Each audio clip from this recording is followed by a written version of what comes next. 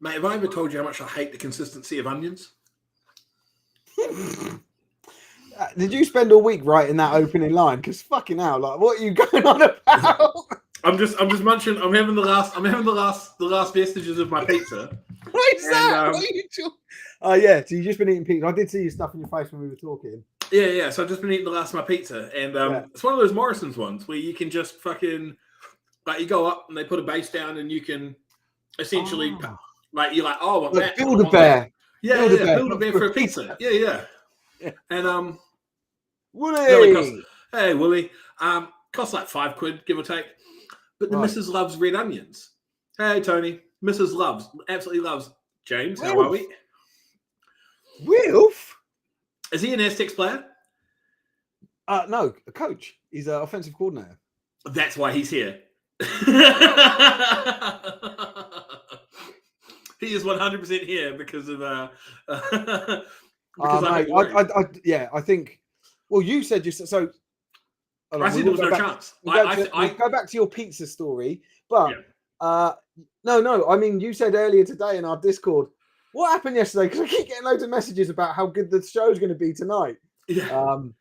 So here we go. Here they all come. Here they all come. There it is. I think that's what it is. Do you know what the funny thing is? Peter's the head coach of the Aztecs. Oh, is he? Lucia's here. Yeah. Fucking hell. Hello, Pete. I have no idea who Pete is. No. I'll still hear you. I'm stoked that you've all come to see me eat crow on this. But the reality is, I'm not going to. I don't know that it is eat humble pie. I think it's a. I think it's sort of generally. I am generally assumed. Yeah. Generally assumed that I was laughed at when I said the Aztecs will win. Oh man, I'm going to double down. Like, don't get it twisted. We'll talk about it later. Let's get to that in a bit. Let's talk all about your pizza first. Yeah. So it's one of those Morrison's jobbers, and spicy chicken goes on, spicy beef goes on. Mrs. loves red onions, and she's like, yeah, we'll put red onions on it. I've spent the last fucking 15 minutes talking to you, picking every single red onion off this pizza as I'm eating, but because we got double cheese, and like if you get the pizza without double cheese, what are you doing with your life? Like that, I just want to say that to begin with. Double cheese makes a fucking pizza what it is. It is incredible. Because it's got double cheese, there's onions buried under the cheese. So the woman's obviously gone like fucking topping some cheese, some red onions, like a little and sandwich. then more cheese on top.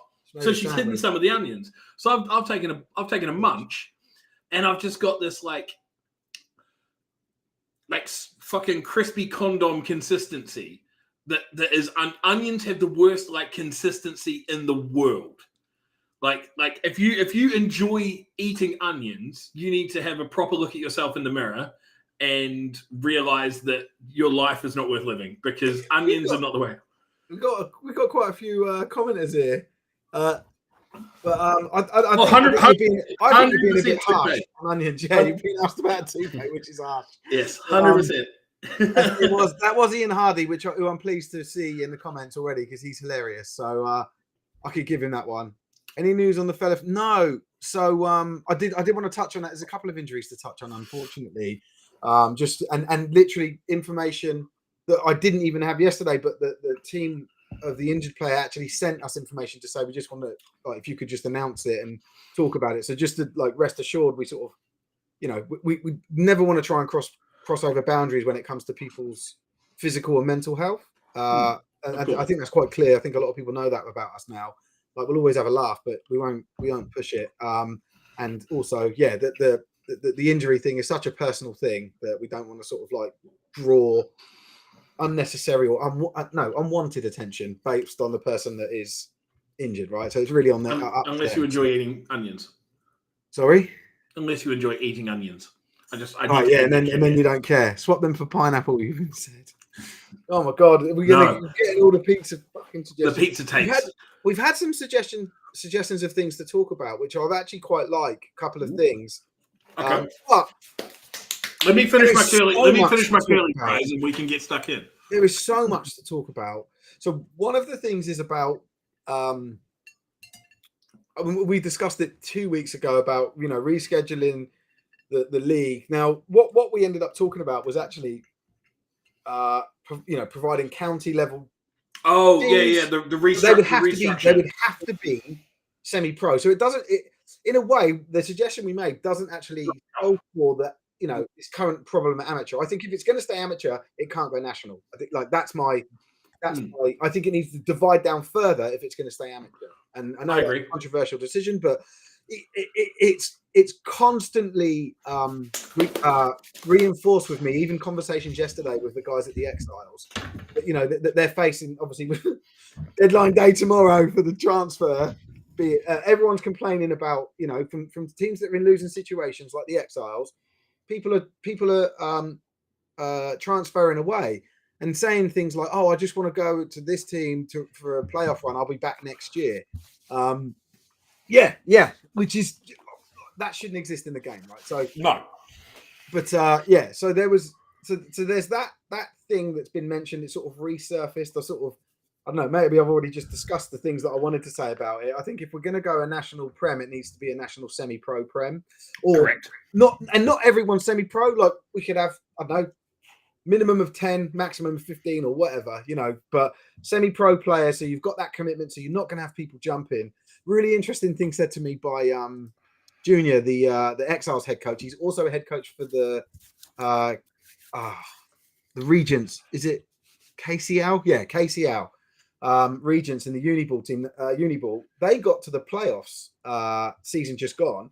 And then the coaching team's taken over or a lot of the coaching team have taken over at the Exiles. Junior said to me, "It's funny, man. This like he didn't go into detail. Someone else went into detail for me there, but he just said, man, like people transferring away is crazy. The deadline's wrong." He said, like he mentioned that we talked about it. He said, like you guys are right. It does need to be brought forward. But he said, I don't get this problem in Uniball. This is pretty wild having it like, what are we, fucking 14 weeks into the season or some shit like that. 13, yeah. We're in the fourth. So it's the transfer window closes between the 13th and 14th week. Right. That's pretty wild that we're at that point. Like, I mean, at this point, like, let's put it this way. I'm getting notifications from Facebook memories and stuff when the season had already finished by this point, historically. Like, it's popped up in my memories of when we had already won the plate in Leicester with Farnham. Like, in the 2015 season had finished by this point. Wow. No way. I thought it was September. It was September that we did the final, wasn't it? Then my Facebook's wrong because it's popping up already that we've got memories for it and stuff. The only reason I sort of say that because that weekend, my birthday was the week before, the couple of days before, but right. And it was like, well, so I think it went. 15th was my birthday. 16th was the day we won the final. 17th was the day I went and picked up my dogs, my two puppies, and that's why it's quite a significant time frame for me. But I don't know. I could be wrong. I'll have to go back and I'll have to go back and review it. Yeah, but it was something. It just popped up, and I was like, "Fucking hell!" It's at that point in time already. So we got a few questions to answer. Yeah, I haven't got admin rights on this one. That's why. Have you not? No, I think I joined a user stream, so it's just you. It's your. I don't like this. I like it when you do the comments. Yeah, no, you're on. It's you are flying solo in terms of. Anyway, okay. Let me just pull some out. So yesterday the Warriors QB1 was off the field for most of the game. He was taken out of the game because he didn't have a mouthpiece, gum shield, whatever you call it. And I don't know if he came back in because his understudy George Reynolds threw a couple, like apparently threw I haven't watched the game yet, so I stand to be corrected, but apparently he threw in a couple of TDs or a TD straight away when he came on, so they just sort of stuck with him. So yeah, but apparently it was an equipment thing. And the only place that I've seen that is there was a Neil Reynolds. Neil Reynolds was there, so his son was the quarterback for the backup quarterback, and they did a halftime interview with him, and he obviously knows about the quarterback. He wanted to see his boy play, you know, and he mentioned, oh yeah, that QB1 didn't have a gum shield or a mouthpiece, so yeah. I don't know if he came back on, if he borrowed someone's. Aaron has literally said like exactly what I'm just thinking. You want to go? You want to go pro to like go semi-pro, and then and the starting quarterback hasn't got a gum shield. Yeah. Like, can you imagine like Super Bowl? You know, Tom Brady trotting out on the field, and the ref's like, no, you haven't got a mouth guard. Sorry, mate. Back you go. Back up. You're on. Yeah. Like. Yeah, apologising to the fans. Sorry, guys. And I know you paid. Sorry, I couldn't play and we lost. I know you paid $2,000 for these sideline fucking field level tickets, but he can't play. I'm sorry. Like the mouthpiece, I forgot it. You know, but silly me. At least I found my straw man argument as to why the Warriors lost. Yeah, like, mate, QB1, no gum shield. Yeah, there's the back in my memeing days, I would have definitely thrown something out there with a gum shield. Oh, mate. Their biggest opponent or something, you know. Mate, the Achilles heel. That's it. It would have literally just been the playoff bracket. It would have been gum shield advancing. Or no gum shield. Oh, but yeah, no, you're right. No gum shield is what everyone knows what basic equipment is. Nick, you can wear one of those flimsy ones. I've seen people with like literally like looks like it covers just their front two teeth, just like a little bit of plastic that they're biting on. Mate, and I played rugby. I played rugby. The rubber pitch, you can pull one out of the ground. Yes. Go to one of the corners because it always builds up in the corners, doesn't it? Mate, I used to play. That might be what he did. It was I quite played hot. rugby with dudes that used like an orange. Literally would have like an orange peel because they didn't have, bro. Like where I grew up playing rugby, you know, sometimes we didn't play against the richest teams. And, you see kids that had boots being held together with electrical tape and things like that. And some of the kids, mouth guard was just an orange peel. And all you do is you grin slightly through it and they see the flash of orange and there you go. So Mike is coming, obviously Mike being a qualified ref, has commented saying gum shields can't be clear or white and can't be modified. I've never had a gum shield check, and I don't know if that's in the remit of BAFRA, but you can get custom. Yeah, I know. So they check in rugby, like essentially what I don't know. I can't remember. That's the thing, mate. I can't remember the checks they had before a football game. It's been so fucking long. It's been 5 years since I played a football game. But rugby, you stand up along the halfway line, and the ref will come along, and you lift your legs up, and he checks your boots. And then at the same time, at the same time he's checking your boots, you hold your gum shield behind your back. Oh, right. And he'll like if he comes over to you and you haven't held your gum shield behind your back, he'll be like mouth guard, and you're like, oh, yep. Yeah. But refs always check. Yeah. How many refs? Yeah, I don't know. I used to have mine. Pre-game equipment check by the umpire. I've never been. The only pre-game check I've seen an umpire do, they just sort of stand and watch everyone warming up, and they'll be like, oh. Can you show me your knee pads? Or can you pull those down? Can you tuck your shirt in? I've never seen a gum shield. Is that a smoke visor? Or helmet? I could be wearing a helmet with no padding. Like no one's ever checked that. I mean, you can pretty much tell because that would just fucking rattle around on you. Maybe makeshift padding. Who knows? But could be running on Stanley blades. Yeah, they check fingernail length on ladies, but not on men. Oh. My mouth guard used to hang from. I had one of the ones that had a fucking clip that hung from the front of my face cage. Yeah, that's what I used to have. So that was the easiest thing. It's like you spit it out, it's just hanging there, and then that way you can chat your shit and then put it back in. It's right there the whole time. Yeah. You don't have to be I remember having one because when I was a kid and I played, I had braces and it was fucking like your mouth is so sore when you first get them. And they gave me and they seem to be a lot more popular now, but I used to get fucking mocked.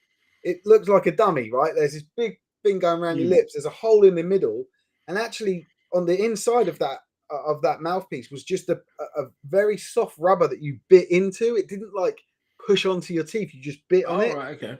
I remember that being, and you had to like. It was really I hated it because you couldn't like you had to bite and then breathe through this tiny little hole. So I ended up just taking it out and molding one really wide over my braces. Sounds like a glory hole. Yeah. The Pride comment.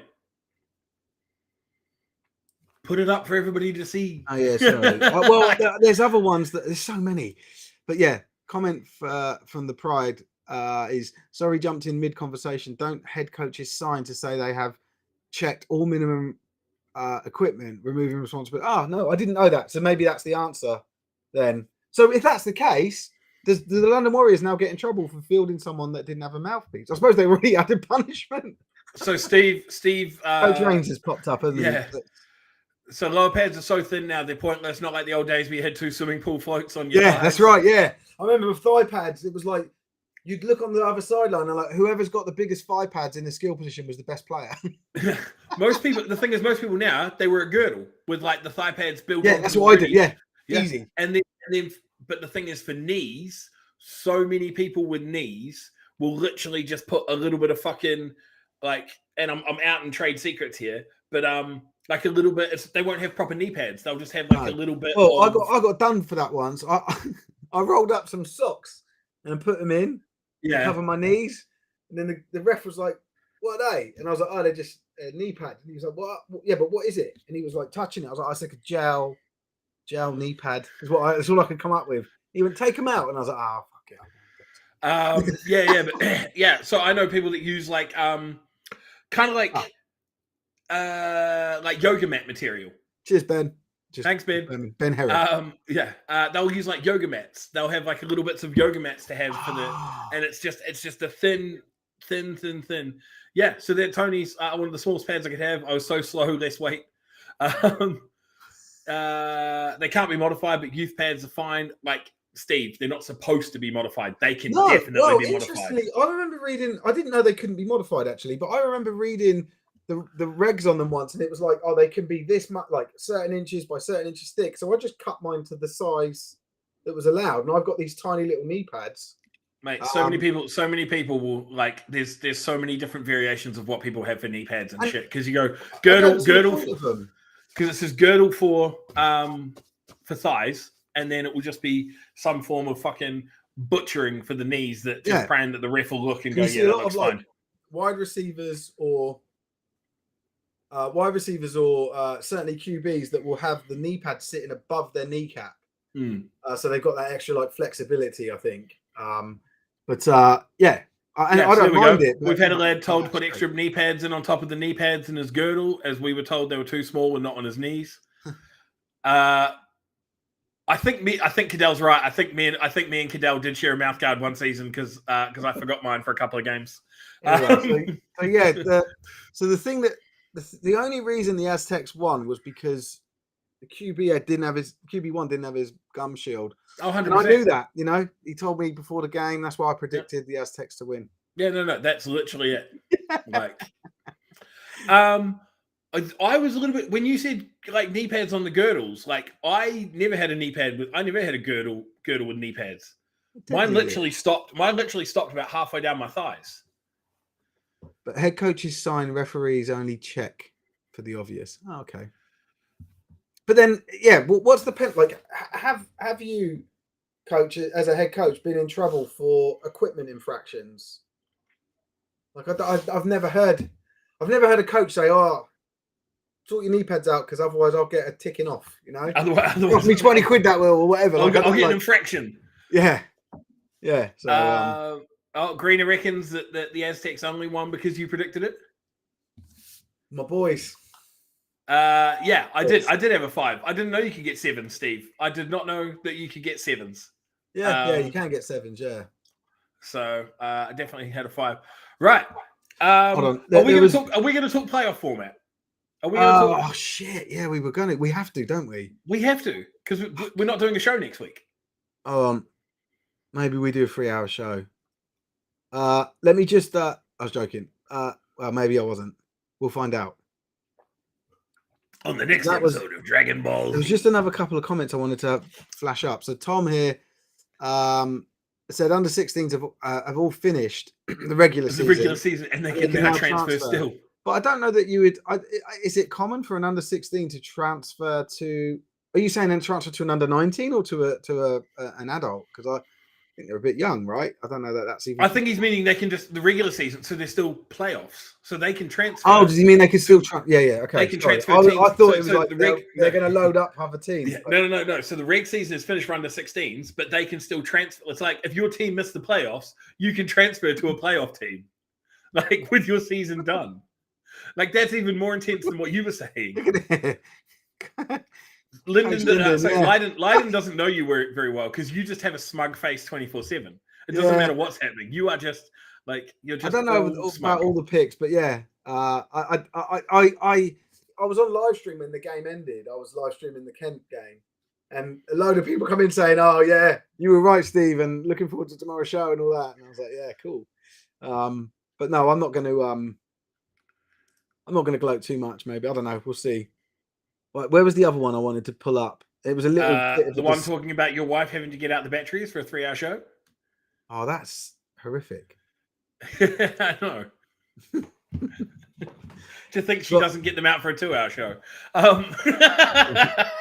This was it from Courtney. Is there anything rules and regs wise that stops professionalism? No, it's just actually no. And so it's the interaction of the national body with teams and the organization that runs it is what stops professionalism. We did an investigation on this because one of the guys that used to be involved when we were Gridiron Hub worked in insurance, and he was like, I don't understand, like, because so sorry, let me just explain what that means. The answer back from BAFA for years about the insurance about not having semi-pro or paid players has been because it voids the insurance. You can't do it; it voids the insurance. You then put everyone at risk, even though there was also complaints about, well, when you do need a payout, it's really difficult and you get nothing anyways, like 100 quid or whatever. But anyway, so it's always been, get your own insurance. But they always said the league level insurance didn't cover semi-pro, and this guy was like, no, that's not right. Like, I don't get it. So he actually he found out who the provider was, contacted the guys. We did a report on it. He did a report on it. And it turns out that the dude that he spoke to let slip that the package that BAFA have is used by other sports, and BAFA specifically asked for the semi-pro cover to be taken out of it. So Coach Rains is saying that there's rules that says the players can't be paid, but the insurance thing is but don't. So what then happened was our guy posted the thing saying, "Oh, I found a better deal, so it costs cheaper and can included better payout, and it included the semi-pro, allowing semi-pro." BAFA then, from what we can tell, they went for that, and then they released a rule saying, saying we know that we could have semi-pro, but we don't want to. They took the cheaper deal to save money. But but we still could have had semi-pro. We can have semi-pro now. BAFA put a rule on top of it. So no, that's what I'm saying. So they changed it. So originally they had a coverage that removed the semi-pro part. Yeah. But then someone found them a new deal, and they're like, look, it's cheaper and you can have semi-pro. And they're like, oh fuck yeah, we'll take that. And everyone was like, oh, we're getting semi-pro. Yeah. And they're like, we've taken the deal, but we're banning semi-pro. Yeah. So so that's why I think that's always been the reason that given about professionalism. We just absolutely this dude that we almost just destroyed it, and it's just been left. Like, we don't have a good relationship with them and whatever. And when the question gets raised, I'll happily share that answer with anyone. But I do hope that they do change that soon. But yeah, I haven't seen all there's so many comments. So many comments. Kwame says, what if all 10 Prem teams break those rules? So you void it. I suppose you don't void the insurance now. No. But he's just saying you can't relegate all of us because you're only breaking BAFA's rules. Yeah, you are, yeah. And I imagine there's probably more players being paid now than there ever has been. And the residency clause prevents the Americans and Europeans, because Green is talking about imports. Yeah. And then Steve is saying that the bottom line is the residency clause prevents Americans and Europeans. Yeah. So, moral of the story: import from my homeland. Yeah. Hey. Yeah. Go outside, guy. Go to the dangerous countries to get your players. Let me text the boys. Yeah, 3 on the roster, 2 on the pitch. We had that in Europe as well. When we played in Europe, like fucking coming up for 20 years ago. Fucking hell. Only 2 Americans. So we played teams that had 5 on the squad, could only have 2 on the field. But then you've got loads of people dual nationalities. They were like gold dust. So the European leagues and European level competitions were flooded with dual nationality players. So players that had, I don't know, a Scottish, Welsh, British, French, whatever. And they then didn't count as an American, but they spent all 22 years of their life living in America as an American. Because you guys have done this lovely thing where if your grandparents are born here, you can get nationalities. Even if your great grandparents. Yeah, grandfather rights. Yeah. Yeah. So that's and it's the same for like playing for national teams and stuff. It has to be your it's on one side. It can't. I think it's. I can never remember if it's the maternal or the paternal. I was lucky because my mum was born here, which is why I've got the UK passport and I'm here and everything like that. Because my old lady, this is seeing the irony of who I back and everything. But my old lady was born just outside of Bristol. This whole show is based around Bristol. Chewett saying, "I'd love to see an entire team of Samoans." I have played against an entire football team of Samoans. Have you? Yeah. When I did they wear boots or were they barefoot? No, they wore boots and they kicked the shit out of us with those boots. It's honestly, it's like there was not a player on their O-line under 24 stone. There wasn't a player on their D-line probably under 22 stone. And then all of their linebackers and their it was Were they hard to tackle as well? Like, talk to me about the running backs. So I was playing D end when so it was Wellington versus Auckland. So that's kind of like it's kind of like a provincial championship game. So right. when I first started playing football at the time, the province I'm from is called Canterbury. So city's Christchurch. It's in the South Island of New Zealand. Didn't have a football team that could play 11s at the time when I first started playing football. We had 7s, we had 9s, we did not have 11s. The national championship game in New Zealand is played between Wellington and Auckland. It's a representative game of the two provinces because both of them run provincial competition throughout the season. So think of it kind of like a North versus South championship game, but it would be like it's a rep team. So it's the best players from. So if like the Prem, sorry, not the Prem North, but if it's like players from both Manchester, Tamworth, Edinburgh. All banded together to play as a North team to go up against players from the Blitz, Aztecs, Warriors, everything like that as a South team. And that's how the national championship's playing. Like Callum says, a little bit like State of Origin. And so the governing body, national governing body, changed the rules a little bit to allow Wellington to recruit from Canterbury, from Christchurch, because we'd had a couple of guys. So we'd had our director of Canterbury American Football, who was sort of the founding member of starting it up from what was originally a uni club. He had gone and played his season up in Wellington and had been sort of laying all the groundwork and was like, look, we've got guys down there that can come play. Like it'll be great. It'll be great fun. And they lobbied the national body, and the national body's like, you know what? Cool. Fuck it, crack on. Like, because Wellington had a whole bunch of teams fold that year just due to numbers and stuff like that as well. So they were like, yeah, we want to make it a spectacle. We want to put it on TV. So, yeah, cool. You can recruit from Christchurch. So me and about 7 other mates went up from Christchurch, and we traveled up for like a weekend trip. And mate, it's just like half of the Auckland team makes up the majority of the national team, like what's called the New Zealand Iron Blacks.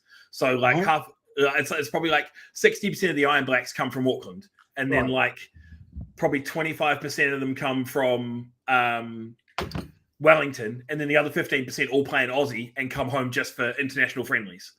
And yeah, it was no, there's no short story. You're watching me. This is my show, Jamie. If you don't like it, go watch the other show that's on at this time.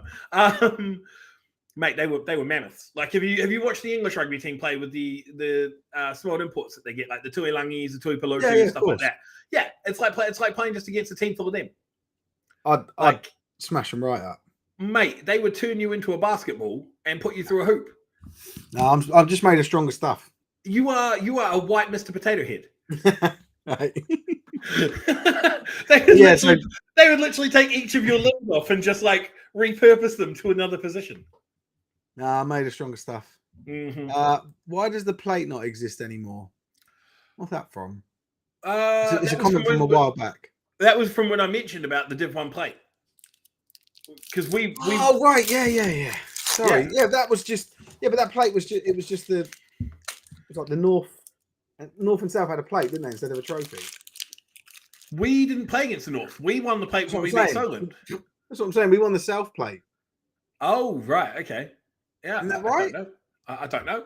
But I mean, last year, or was it last year or 2 years ago? Like they finally brought back the North versus South game, which is when Solent earned they'd already earned promotion, and then the online players emptied the plate.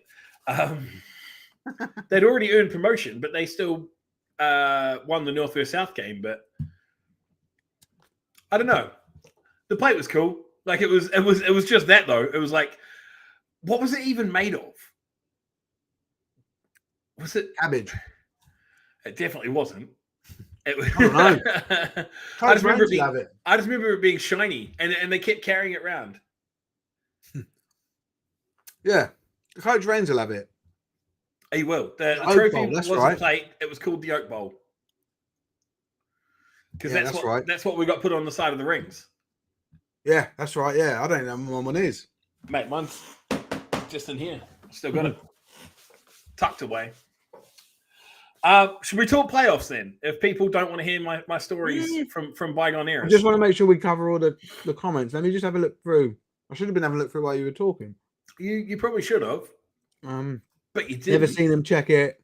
They're talking about the uniform. Apparently, refs in Ireland check the gum shield and boots. I don't think I've ever had a boot check in football. Yeah, that is all we got time for. No 3-hour cast today. 40 minutes done. Yeah. What else have we got? Just talking about pads. That pads thing went on for a while. I do have another thing that someone's suggested, but do you want to talk about playoffs? Yeah, for sure. I did start creating a graphic for it, so let me try and find that, pull it up. It's not great, but it helps you understand the format. I was going to say you have created a graphic for it because you sent it to me, or at least you sent something to me. I didn't create that one. Well, we can run with that one. That one works fine. Nah, mine's better. Oh, okay. Is it because it's yours? Right. Sorry, I'm eating. Right, how difficult you can be at times. I'm eating this posh pork pie. Is that pork pie? I don't understand this country's obsession with pork being the main meat. No, mostly our food comes from like wartime. Just like we'll just put it all together and see what it tastes like. But because it's just the fact that like beef is a much superior meat. Like in terms of like because all of your sausages and stuff that you guys sell predominantly it's all variations of a different pork sausage. But a beef sausage is far superior. And a beef sausage roll is far superior to a pork sausage roll.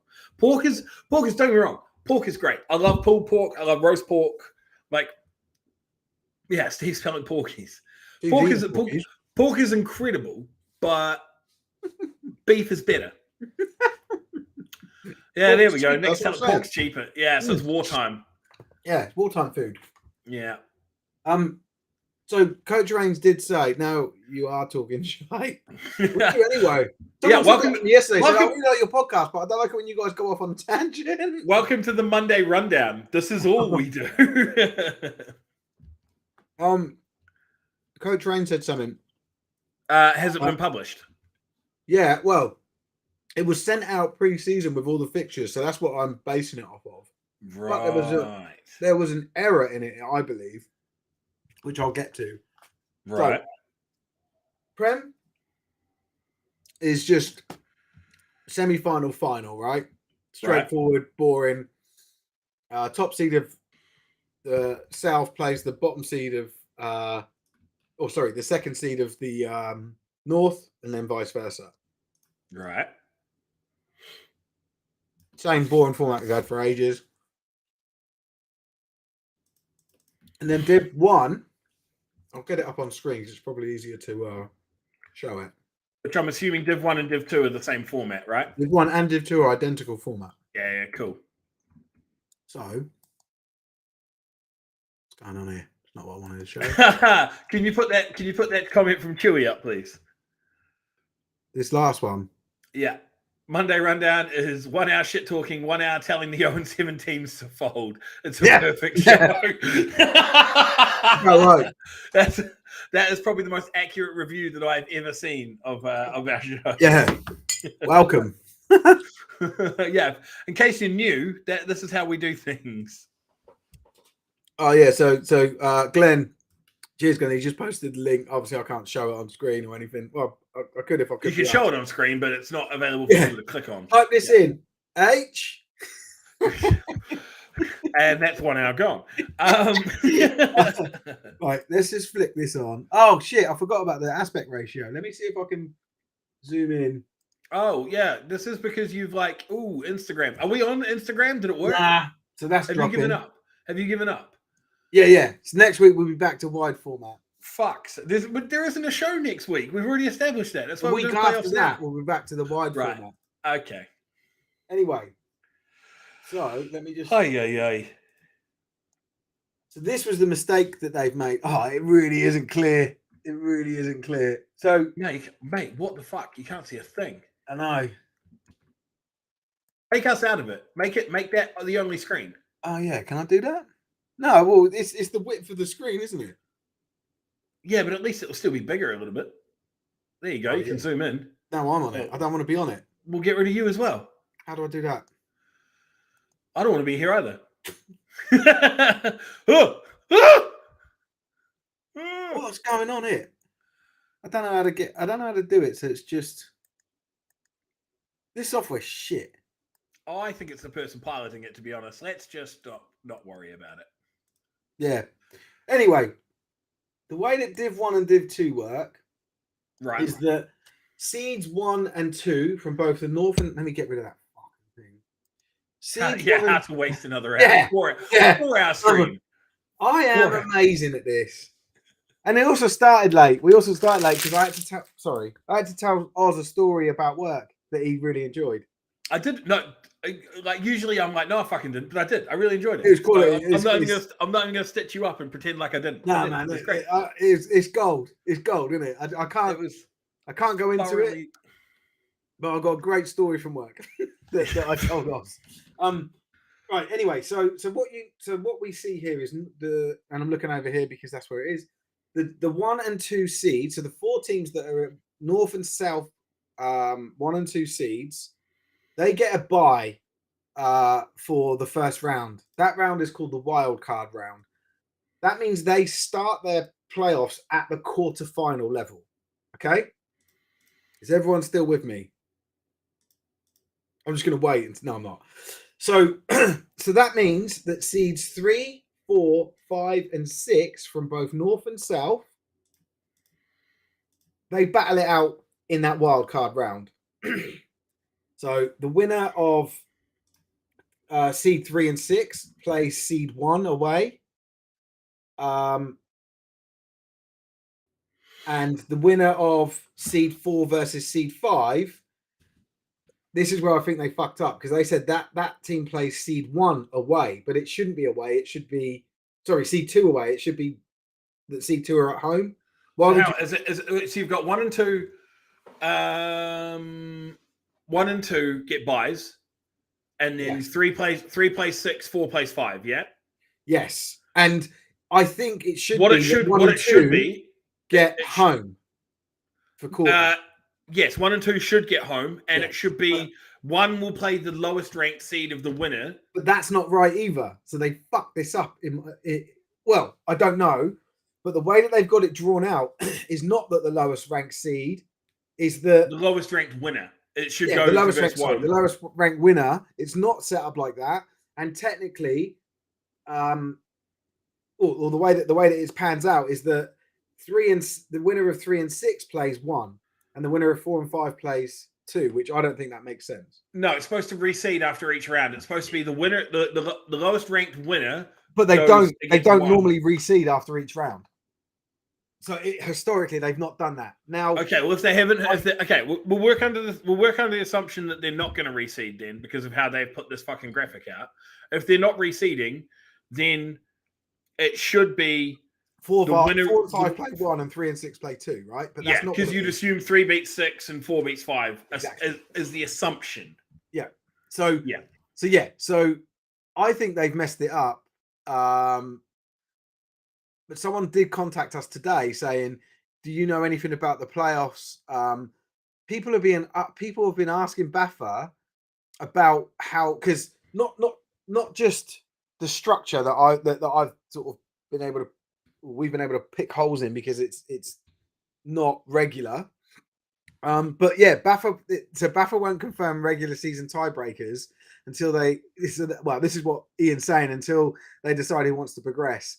Basically, people are contacting BAFA saying, what are the tiebreakers? Because they may or may not be the standard tiebreakers that are in use. And I don't know if you found any information on this, Oz. I didn't look. But I've got the tiebreakers from last year that were used for the league. So Right. Not the playoffs, not the seeds. So there's two different. So just to explain the difference, the tiebreakers that I've got are for the rankings, if you like. So who's first, second, third, fourth in each division, each conference. That's the word we use, is conference. And then you then take the top 6 teams across 3 or 2 conferences, depending on whether you're north or south. Because there are, let me tell you, I'll tell you exactly what it is. There's, in the north and south, there's a different structure. So in the south, you've got 3 Division 2s feeding into 2 Division 1s, feeding into 1 Prem. In the north, you've got 2 Division 2s, 2 conferences feeding into 3 conferences, feeding into 1 Prem. So essentially, the playoff seeding will be different between Div 1 and Div 2, north and south. But BAFA haven't confirmed what that difference will be, and people are asking, and they're not telling them. And then you've got people saying, "Well, you're just going to wait until you get a convenient." It doesn't help players or coaches figure out the gameplay, because where it's always been done on points against, BAFA have never tried to sort of encourage teams to rack up a score. So it's always been done on points against as the second tiebreaker. I've got a graphic I can show, but it will be this big, and there's no point. And obviously you can't do head-to-heads across divisions.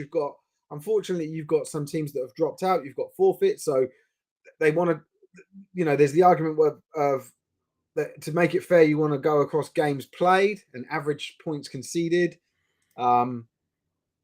Yes, Pete can't reply while the Ashes is on. Well, especially not to me. I'd let him know that they're down 2-0.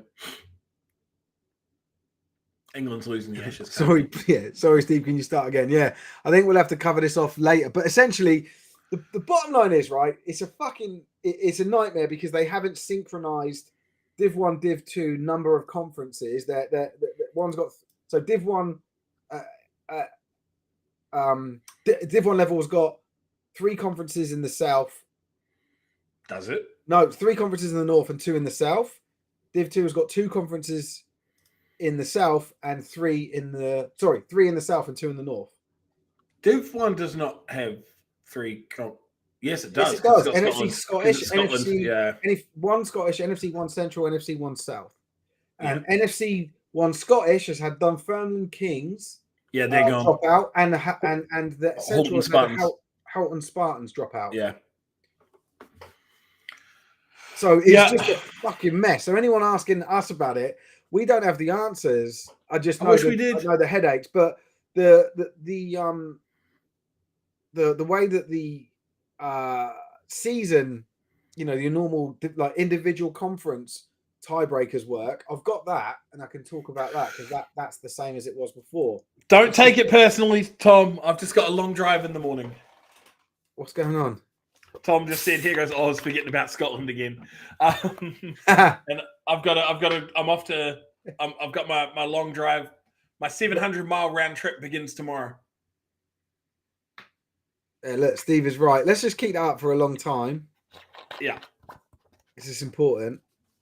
Mm-hmm. But yeah, so Gary just said we don't have the answers, but we'll gob off for an hour in the process. Yeah, we know the problems. We know the problems. We don't have the answers. No solutions. Well, I found a problem. The SFC division with Hertfordshire doesn't exist on our website. That's good. Yeah. Because I was sitting there looking for it to figure out. While you've been talking, I've been trying to figure out who SFC One West. It's not there. What a crap website. What a shit website. Because I've been trying to figure out who I'd put in my playoff bracket. And I was like, right. So I found SFC 1 Central. What's the other division called? And I kept scrolling. I was like, that's SFC 2. Agreed, League Republic shouldn't be relied on, but when it's fed by BAFA and BAFA linked to it, then it's pretty piss poor. Yeah, League Republic is BAFA. League Republic is just like, I don't know, it's like buying. They bought into software to help run the league, right? It's like, I don't know, buying Microsoft Outlook to help send emails, right? So it's not. You can't blame the tool. It's the person that is the organization behind using it, right? So yeah, you can't. League Republic's wrong because BAFA make it wrong. We're wrong because. We have not got that. We have not got time for that rabbit hole. While we're wrong, we are wrong for a multitude of reasons. Right, here's the tiebreakers. I'll read them off. So first tiebreaker, and this is again when there's a tie, right? So there's the league. They rank it by the first thing that defines league structure, which is different to Uniball. Uniball do it on points, and not as in score points, but they earn 2 points, Bucks points, for a win, 1 for a draw, and then 0 for a loss. So that's how they're ranked, right? Which is completely different. We rank the same way as the NFL does, based on win percentage. So whoever's got the highest win percentage is in first, and then going down accordingly. When two teams have the same win percentage at any point in the league table, the first thing that they look at is head-to-head points differential during the regular season. Did they play each other? So, well, they should have done if they're in the same conference, right? Same conference? Or conference in Britball means like the NFC Scottish is a conference. Oh, so it's a division. Yeah, yes. No, think about it. Division 1 and Division 2. Yeah, we are backwards. Yeah. Sorry. Yeah. I know everything, right? So you will play everyone at least once in your conference, right? Yes. And then the head-to-head point differential in those games will determine the tiebreak. Right. If that is, and that's usually enough. But if that is not enough to separate the tie, as in it's equal. Yeah, but how does that work? How does that work for cross-conference seeding when you're looking at like the overall division seeding? It's win percentage. Yeah, but what happens if you've got two teams that have got the same win percentage and they're not in the same conference, so they won't be compared. There's no tie to break with them if they're not. Well, there is though, because the one seed and the one seed, 2 seed, 3 seed. I'm talking about league rank. So we don't know the seeding stuff because isn't league rank the same fucking thing? If you're at the top of the table, you're number one. Okay. Tell me this, right? You get this will accentuate the problem. Let's say the Hertfordshire Cheetahs and the Norwich Devils win the two. They come first in the conferences. Yep. How do you separate those ties? Well, they both. Let's say they both went undefeated.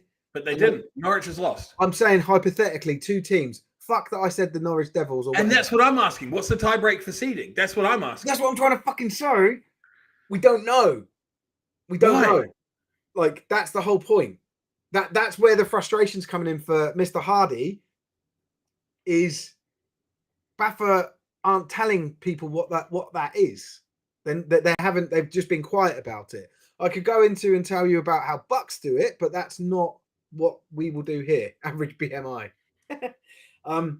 So if the tie isn't separated, again, we're just talking in the same. I don't know if I need to keep repeating this to you, Oz.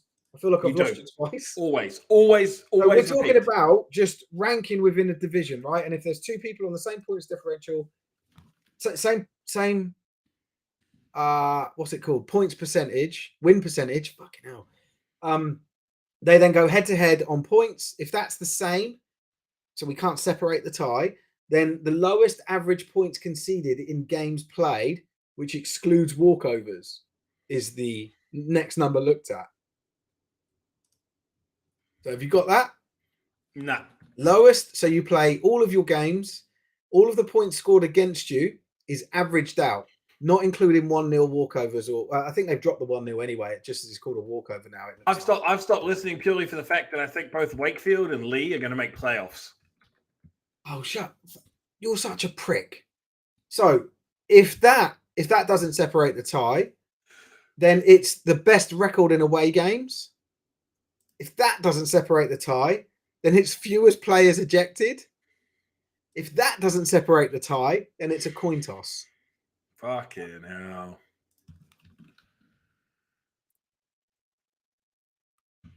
And that's how it works.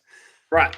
Should we move on to actually seeding these teams in of what we think is going to happen? I don't, it's a futile. It doesn't fucking matter. No, it's a good exercise. You don't know how they're going to do it. Like, it's bullshit. Just rank the fucking top 6 rank teams. Them for what? By what? By what?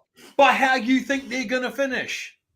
But how do I know if I don't know the fucking seedings? Well, no, there's an unknown set of rules to compare first position in one conference against first position in another, and we don't fucking know what it is. Because I'm looking at this, and there's not actually that many teams that all have the same fucking winning record. Who says it's going to be winning record? It will be winning record. Basic logic dictates it'll be winning record to start with. The first tiebreaker will be win percentage. 100%. I think that's logical. I will put fucking money on the fact the first tiebreaker will be win percentage. Just make it up, Steve. Yeah. I would. If I worked for BAFTA, that's what I'd do. It's a fun fucking exercise for the people. There you go. Ian gets it. That's the whole frustration. You can't do it without the rules. Like, you can't do it. Like, we can guess. But yes, we're guessing. EP Sports posted, if the season ended now and who everyone would play, and they didn't account for fucking wild cards. So, like, that was a load of shit. And if you looked at the logic behind it, that was also a load of shit. It's too early it's probably too early to do those sort of predictions anyway. But without the rules, how the fuck do you know? First tiebreaker is where did you finish in your conference? Of course. So it will be first. So okay. Let's. But I thought that was a fucking Jimmy anyway, because that ties into win percentage anyway. Like, if you've lost games in your conference, like, you will. Yeah, it's if you've lost a lot of games, you're not going to be fucking eligible. So you're not going to have to worry about, like, seeding a number 3 team over a number 1 team or some shit like that. But what the thing is, they might like, and so you're assuming that win percentage is the thing they're gonna compare the teams on. I don't know that that's the case. You know, like, that's certainly. I don't think that's the case. Well, I know it's not the case with Bucks. They don't look at win percentage. So, like, we're making it. You can make assumptions, but it's all just bollocks. Well, I'm saying that you're not going to have a fucking, like, if, let's say, Portsmouth go 10-0, right? They're 6-0 currently. If Portsmouth go 10-0, they're in the fucking playoffs, right? They're in the playoffs. Yeah, they just are. Yes. Cool. But where? Do they have a wild card position? No, I personally would put them at 1 because they're at 10-0. Let the assumptions commence. This is just hyperbole. I don't get that. It's just pointless. Well, then why did you even send me the fucking graphic for us to talk about playoffs? Because I didn't realise that BAFTA haven't released the fucking logic set that helps them determine what the seeding is going to be. Because I went and did a whole bunch of stuff. Okay, go on. You just do your fucking shit then. Well, who's going to be? What league do you want to start? Let's start with the Prem. That's easy. Because I need you to be able to, like, I need you to do stuff as well. So that way, if my takes are shit, then maybe yours Yeah, might I'll be shit try. too. I'll try, but I'll try to keep it real, Oz. Yeah, that's fine. But it's just everybody's going to flame me anyway. I just need help. Right. Okay. For the Prem, I've got what you would bet on. You have explained it, Steve. Yeah. So I've got for the Prem, and this is going to be controversial because at the moment, all teams are, what are they, like 6-1-1 in the South, I think. Is that right? What? Are they in the Prem South? Are they all 6-1-1 currently? The top 3 teams. Yeah, No. sorry. Yeah, The top 3 teams in the Prem South are 6-1, I think. 6-1, sorry. Yes, not 6-1-1, 6-1. The top 3 teams are 6. Yeah, and they've done a little fucking. They've done a fucking little merry-go-round where like one's beating the other, beating the other, beating the other. Yeah. Quality. So I've got the Warriors ranked 1, and I've got Edinburgh. I've got Edinburgh traveling down to London to play the Warriors. So I've got Edinburgh at 2 seed in the Prem North. I need to see my visual to understand this. You've got Edinburgh ranked 1, North 1. 2, North 2. You're talking about the Prem. Well, you're talking about the Prem as well. Yeah, you said you wanted to start at the Prem. Okay, yeah, I said it jokingly, but yeah, let's start at the Prem. So I've got the Blitz traveling to Manchester, and I've got Edinburgh traveling to the Warriors. We'll see. I just wondered if that might trigger you.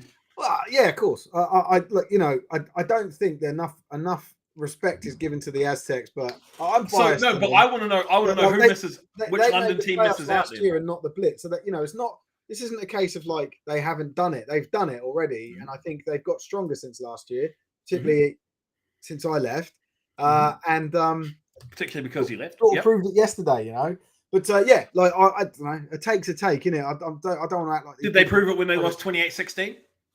Hey, did they prove it when they lost 28-16 against the Blitz? I just mean well, I believe that they will win out. Okay, then who are they? So who's your other? If they're winning out, they're finishing top. So who's your other team? Warriors. Not the Blitz. No. You mean the team that beat the Aztecs? Yeah. So the Aztecs beat the Warriors. Yeah, I know. The Blitz beat the Aztecs. Well, I could throw the same argument back at you about the fucking Blitz. You're going to just have this circular conversation, right? No, you couldn't, because I think you couldn't, because the Warriors lost to the Aztecs because QB1 was on the sideline. I'm serious. No, I'm serious. QB1, right. Mate. Yeah. I'm not. Let's not lost a regular season game since 2017, and now QB1 standing on the sideline. They finally lose one. Well, are you telling me there's no correlation? Would the QB have been tackling the point scorers for the Aztecs then if he'd been playing? Is he a fucking Iron Man extraordinaire? Are you telling me there's no correlation at all? Well, of course correlation isn't causation, though, is it? No, it isn't. But I'm asking you. Talk to me about correlation. It doesn't matter. Yeah, but the thing is, the Blitz. Okay, so the Warriors scored 14 points, right? That is the first time. That is the first time this season they've scored less than 30. QB wants to as his team.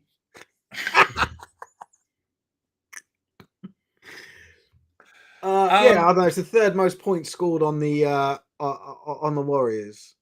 Mate, that is it's.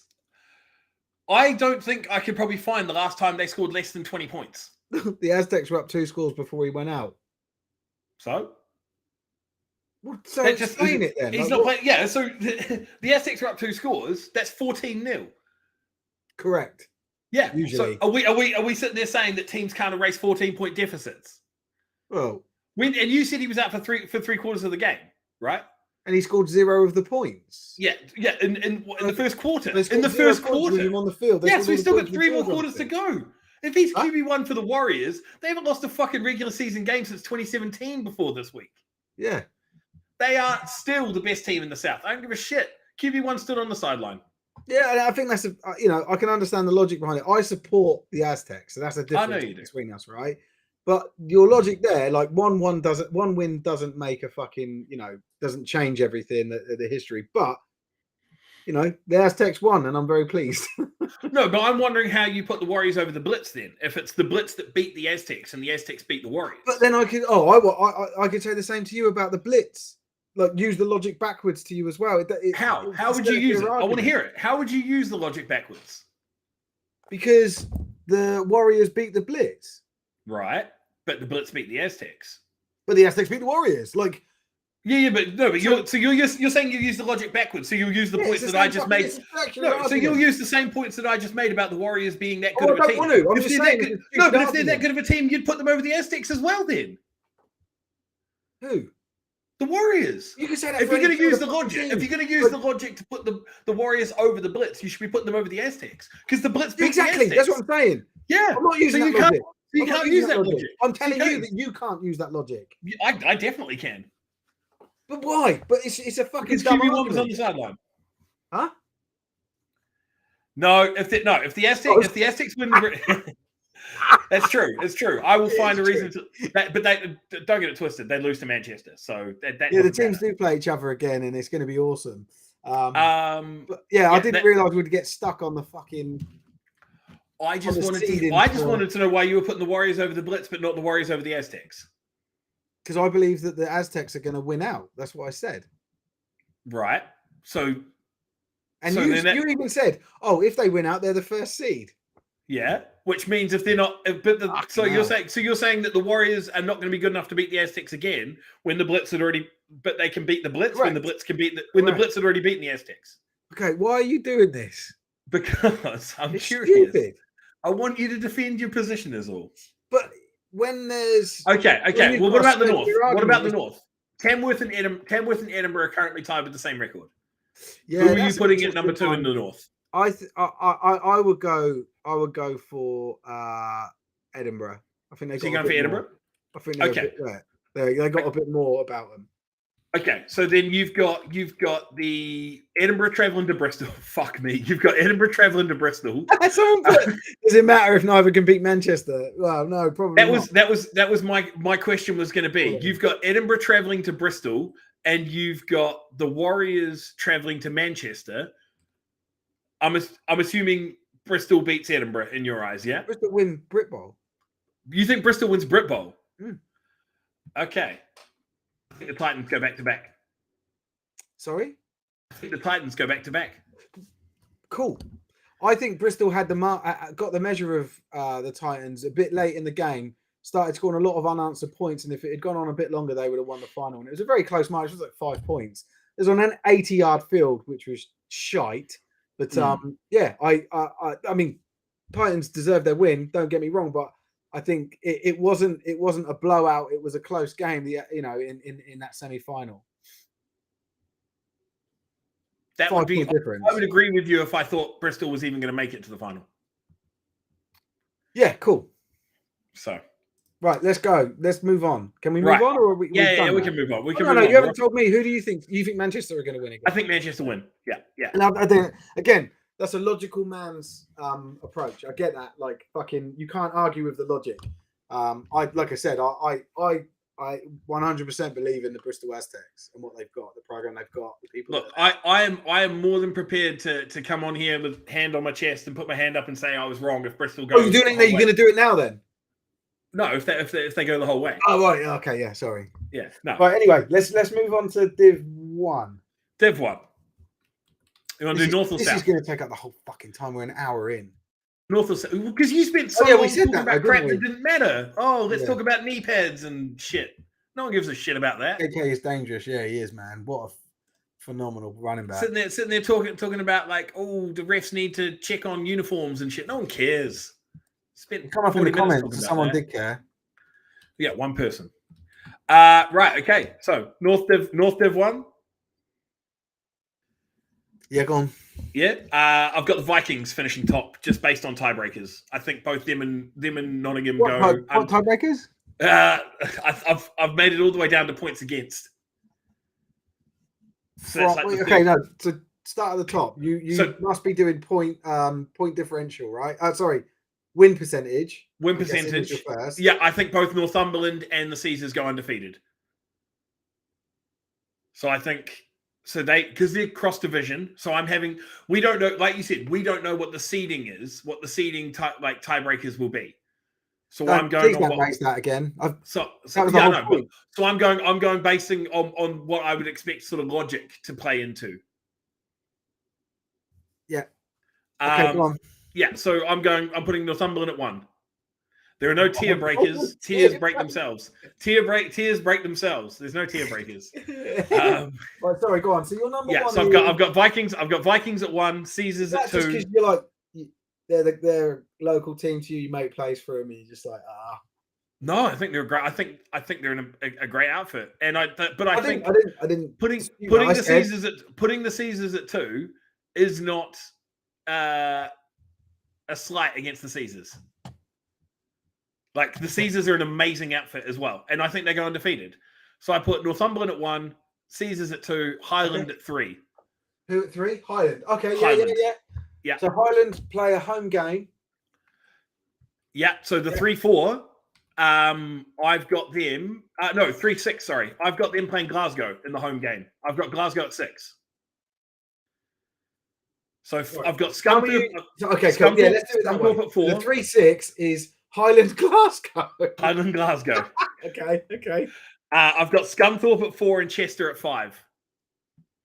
Scunthorpe at 4. So Scunthorpe Alphas play the Chester Romans, and the winner of that game plays the Caesars, the Nottingham Caesars. Yeah. And then you've got at 3, you've got the Highland Stags playing for the 3rd time of the season The Glasgow Tigers. That would be a banger. 3rd time of the season, the Glasgow Tigers. But that's and the winner.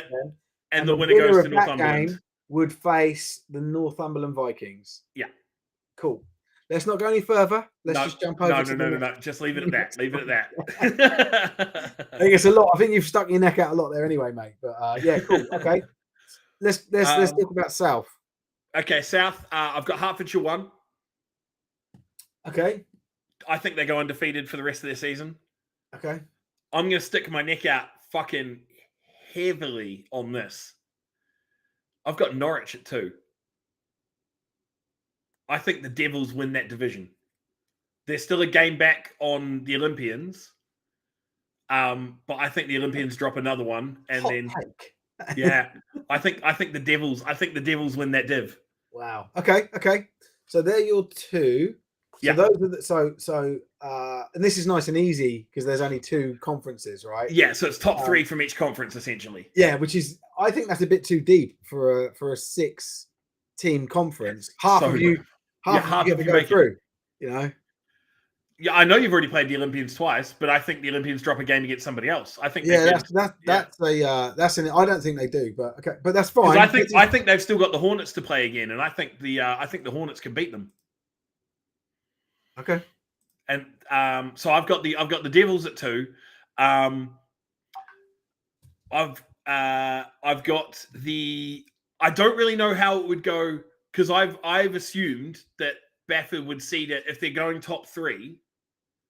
I've worked on an assumption that the 2 seed in a conference or whatever, a division or whatever, a 2 seed in a conference gets ranked higher than a 3 seed from another one, if that makes sense.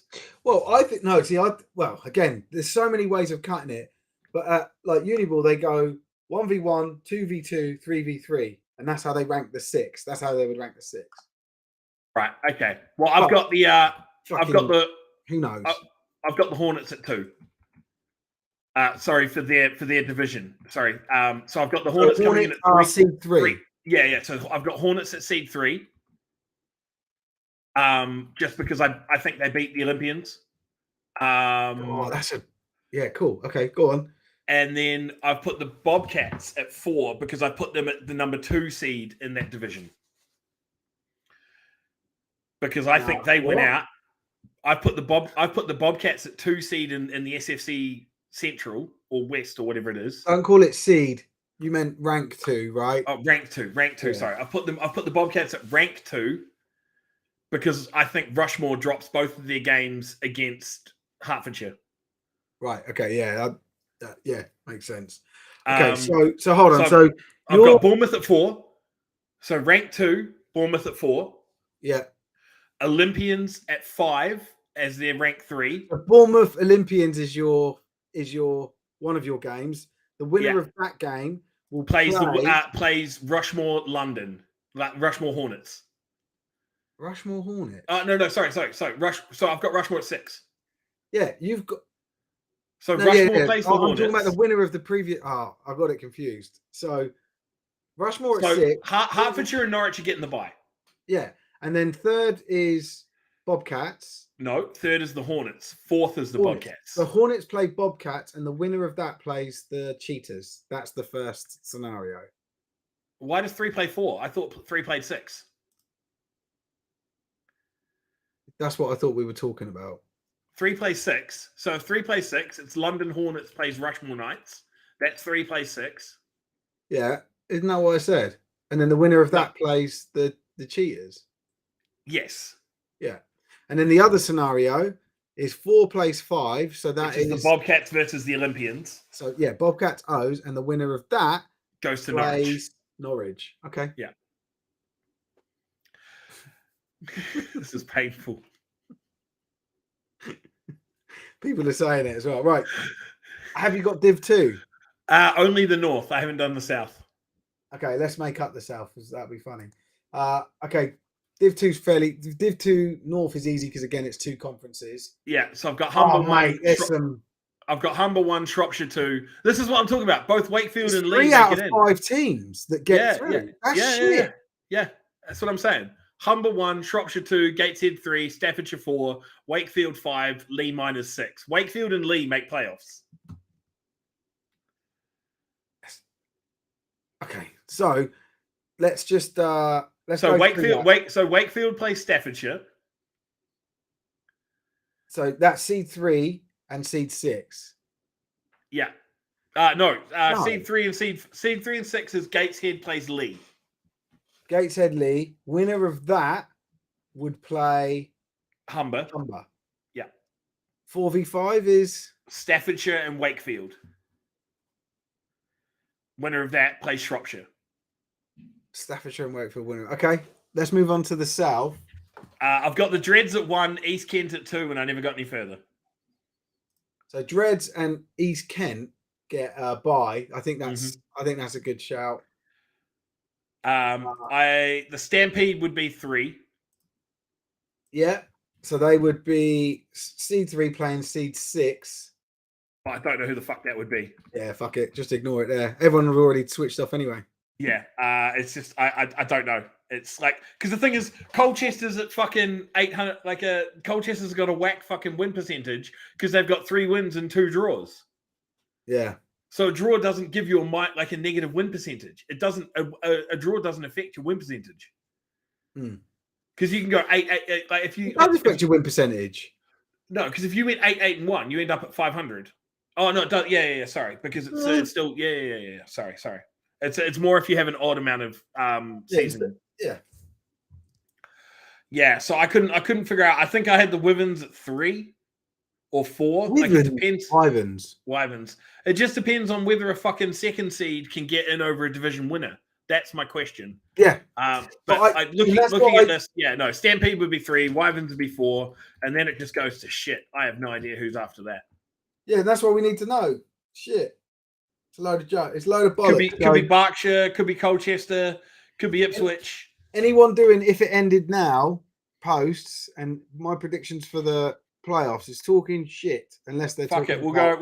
We'll go Colchester at 5, Berkshire at 6. Okay. Doesn't matter. Who cares? We'll see what happens. But anyway, should we start doing we'll start doing talk about reviews. Should we review what happened? An hour and 20 minutes into the show. Oh, shit, innit? Fucking hell. We've covered a lot. Yeah, we have. We still got 100 people watching, which is weird. You can go if you want, guys. No, it's because they're waiting for us to talk about the Warriors game. What they want to talk about. Yeah. But the thing is, I feel like we touched on it. I feel like when we talked about playoffs, we touched on everything that needed to be said about the Warriors Aztec game. Nah? You want to still talk about it? Okay. Well, so Prem North, Tamworth 24, Merseyside 0. And you also haven't posted the Leicester East Kilbride scoreline, so I don't know what that was. There isn't one. They didn't play. Why? Bad traffic on the way down. They were like gridlocked. The East Kilbride guys, and they had to turn back in the end. So yeah, it didn't get played. Oh, okay. In 6, yeah. Right, okay. Well, the Titans beat the Wolves 38-7 because, East Kilbride and Edinburgh are so far apart, and Edinburgh, that game was being played in Edinburgh, was it? Or was it being played in Manchester? Manchester, yeah. Oh, okay. So I'm guessing it must have been on the southbound traffic because Manchester got up there to play Edinburgh absolutely fucking fine. Probably same sort of motorway. It was played in Manchester. So Edinburgh came down to Manchester. Oh, probably came down to Leicester. But probably a similar fucking road. Yeah, and maybe they had a sat nav that rerouted them, or maybe they beat the spillage. But who knows? They'll know. Just proves the gulf between Edinburgh and East Kilbride is more than just on the pitch. It's also just in their organisational skills. Preston was the accident. Oh, it was an accident, was it? I thought it was an oil spill. I ain't got a clue. Edinburgh. Or maybe it was an accident and an oil spill. An accidental oil spill. Wouldn't touch the M6 from Edinburgh. I don't know. All I know is every time I've gone to Scotland, I've had to go the M6. EKP was a double header, so times were different. Right. Okay. Well, okay. Oh, right. Yeah. So if they had a double header, that means it would have been about 3-4 o'clock kickoff. That's a little bit sad because we had spicy. Oh, milk tanker plus diesel. That's why there was milk comments. I get it now. Oh, because we had different predictions on that as well. I'd picked EKP and you'd picked Leicester, and we will never know. Wow, we could just assume that I was right. Who won the reverse fixture? Because they've already played. I don't know. Why are we even talking about it? Let's get to the good games. Oh, okay. Kent lost 79-0 to the Blitz. So is that one of the good games? Is that what we're talking about? It ended horrifically as well. A guy broke his leg. It was rough. The Blitz did want to keep playing, but then the refs ended up calling it or getting them to agree to stop playing. But it was. Although outside of that, I know Kent lost 79-0, but they're a decent club, man. It was good being around them. They're good people there. I saw their little flag teams play there at halftime, and they got some good young talent, which was quite cool. Yeah. And the game, and also I was chatting to the QB of their women's team, and I apologize I didn't get her name, but she was telling me about they'd won both their games the day before. So yeah, as a club, there's a lot worse out there than the Kent Exiles. Kent, a really solid club, really lovely people there. Oh mate, there is a lot worse out there than the Kent Exiles, mate. And so many people. There was about 3 or 4 people on the sideline constantly coming to check on me. You all right? Do you need anything? I was like, yeah, no, it's cool. Please ignore me. Pretend I'm not here. Yeah. But they were just really nice people. If you are someone looking for a club, they're a good club. And I was even chatting to their head coach. He was like, yeah, we're going to get relegated, but this isn't like a 1-year deal. We want to build up. Well, you mentioned and I love that attitude. That's what you want. They're not just a load of idiots that will just fold like a deck chair. They keep going. Well, because you mentioned he came from the KCL region, so that could build up a really good little footballing unit there. In that between those, having the Uniball team support the Aztec seniors, but also the seniors supporting the Uniball team. Yes, for sure. Stuff. Resources, tip people and stuff. But in the other game in the Prem South, Bristol Aztecs 38, London Warriors 14. Who predicted? Oh, the Aztecs to win? You did. Oh, no, and who predicted the Warriors to win? I did, and I will still put that same prediction in week 19 when they play again. Yeah, and I'll put the same one in as well. But I also remember when you put the prediction in for the Aztecs to beat the Blitz and they lost. Yeah. Yeah. Cool. Okay. Cool. He says, let's just sweep that one under the rug. I don't know. Like I think it's just it's an awesome win for them. It will really, lift the club, lift the spirits of the players and the coaches, and start to believe what they're capable of. I think I don't think it is. I think they've been building over years, and this isn't a fluke. This isn't a one-off for them. And yeah, they're my 13th of August. Harry, is the Bristol Warriors game. It's week 19. Yeah, it's going to be next time they play. What's this guy to keep swearing? What a prick. Yeah, let's just get rid of him. See you later. Have you? No, I can't. You've got the. Okay.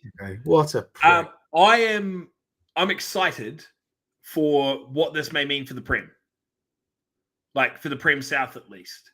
Like, if Bristol's the real deal, I'm not going to say they're not. If Bristol is the real deal, I am thoroughly excited for what this means for the Prem South, because, or if even if it's Bristol has always been the real deal, and so have the Blitz and everything, but even if it's the Warriors are slipping, right? If there's cracks in the armor, that's great for the Prem South. Yeah. Because you've now got 3 teams that, like Tony says, on any given Sunday can beat each other.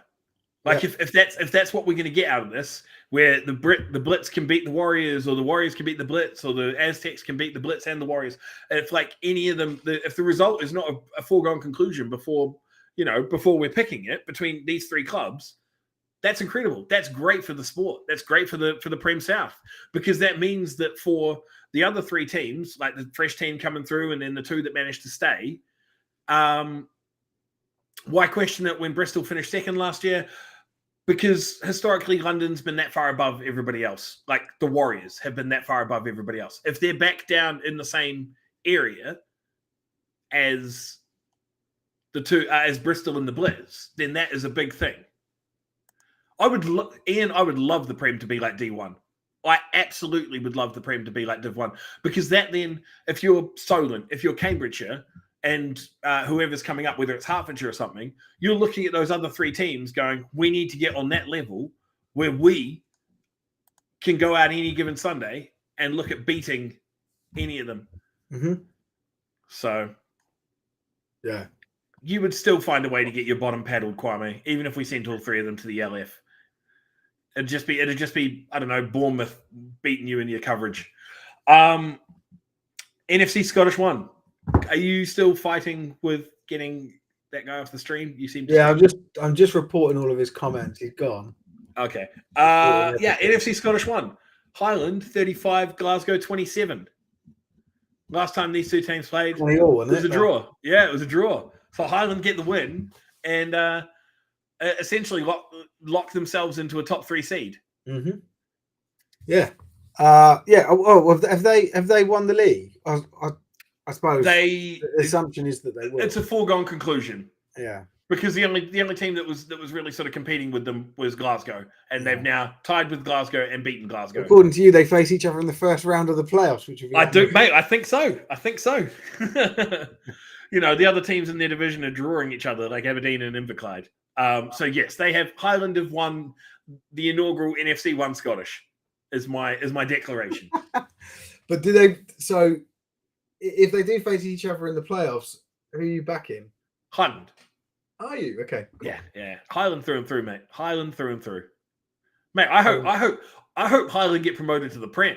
Oh, just for the shits and giggles. Just the absolute fucking headache it's going to cause Baffa. How come Highland Stags are so good? Didn't they come?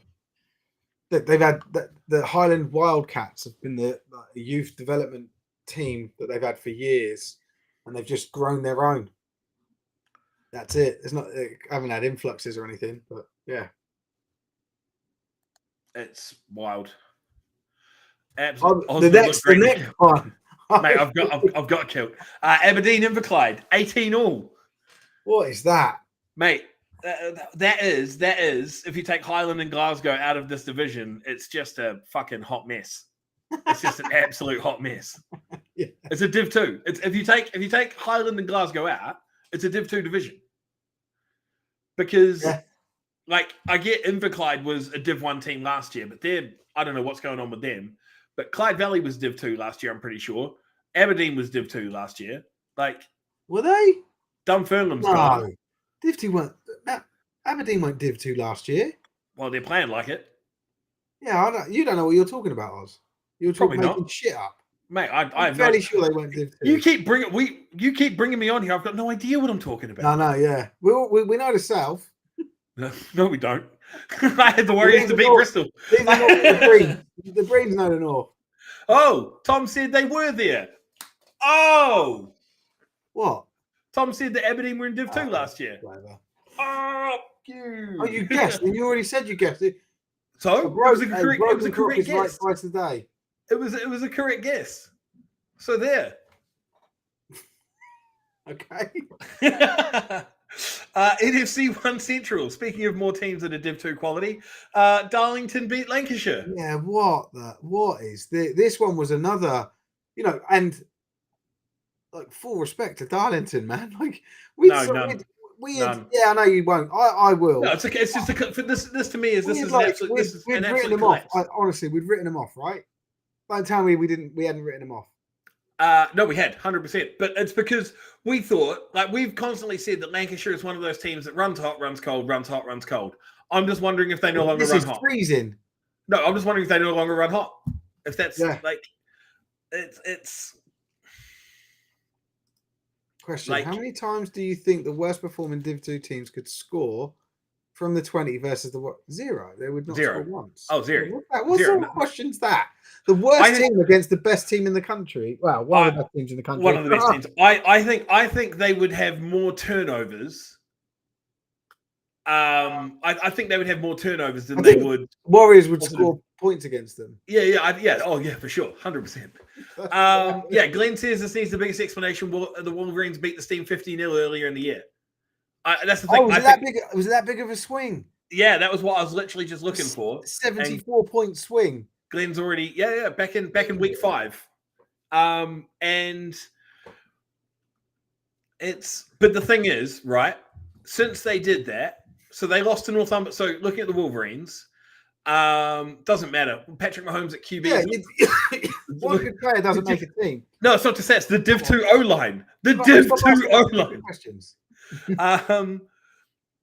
Northumberland Vikings in their first game beat them 42-0. Then they came out and beat Darlington 50-0. Then they didn't play for 3 weeks. Then they lost to Scunthorpe 65-0. Then they lost to Northumberland 44-0. Right. And then they've come out and they've lost to Darlington. Like, I think this team, something has happened since they beat Darlington the first time round, and then they've just been they've got the shaft. Yeah. Given up 100 points. Yeah, there we go. Wolverines turned up with 17 healthy players. And then another 10 in kit. That we're never going to step on the field. Make up the numbers, yeah. And I think they're going to get I'm starting to lose faith in the Lancashire Wolverines. Mate, they are, and I think they're in. I think so. They haven't got a game for 3 weeks, and I think they're going to get the shit kicked out of them in 3 weeks and in 4 weeks because they play the Rams back to back. Sorry, Ryan. Define healthy. Yeah, because I played eight games last season. I don't think anything can be classed as fit for any of them. Yeah, and that's the point that with Houghton. Well, I think we're headed for a restructure next year. Based on the way things are going. So yeah, because the other, like with the other division in that fucking level, the Scottish division, Dunfermline's gone. Yeah. And we may get a Scottish team promoted into the Prem, up into that area. Yeah, so, probably won't because I think Northumberland and Nottingham are better. But I love Highland. That's a sound clip. That's a sound clip right there. It is, mate. It is. I'm clipping that, mate. They are in the, and I said this to Tom directly because he messaged me. He messaged me after last week's show, and me and him had a little bit of a chat back and forth, and. I think they are doing everything right, but I don't think they're there yet. Because you got to remember, 2 years ago, they were fucking associate. Like coming out of COVID, they were associate. So They are doing it. They're doing it perfectly. They're doing it great. So the other thing that might they've still got throw the growth to cat go. amongst the pigeons is if this, and I don't think it will, because like I said, they're just been a joke of an organisation. But this UKFL is like, it is supposed to launch in 6 months' time, right? And that would be a semi-pro level league, and that would sort of change things a little bit. But I've also heard another rumor that a UK ELF team is about to be announced that would replace the King in the ELF. Can we not fucking talk about this? Because you've just put 2p in the fucking Kwame machine. Yeah, I know he loves the ELF, doesn't he? Mate, did you have to? It's interesting because you've got there's been quite a few head coaches that have been successful stepping away from roles recently. So I can see where and that would only just fuel and fan the room of fire. But yeah, London Jaguars, yeah. But yeah, we'll I don't think now we can accurately sit here and understand or predict what the future, next year's structure is going to be. I think we might have a complete, not just a reorganization of this team there and whatever. I think like we may have complete different options available for people in this country this next year, which would be awesome. It's definitely going to be interesting because then, like, when you're restructuring Div 1, you're going to have to just, like, especially in the North, you're going to have to restructure Div 2 because we literally touched on it about 25 minutes ago. The fact that if they're taking 9 aside, if they're taking 3 teams from each division in fucking Div 2, or each conference, in Div 2, like they're leaving 2 teams behind. So you've got like over half the division is making fucking playoffs because they had teams drop out. Glenn's has asked, who did you say the UK LF team will replace? I think is it the Leipzig Kings? Let me just check. They made an announcement that they're going to have to pull out of the league, and then the ELF made the announcement as well. It was really weird, but they stayed in and they played. Yeah, Anthony's just responded saying it was Leipzig as well. Yeah. Oh, sorry, is it Leipzig? I called them Leipzig Kings. I think it's Leipzig, but I do not speak German/Austrian. Porsche, remember? Yeah, right. Exactly. Can any UK team afford it?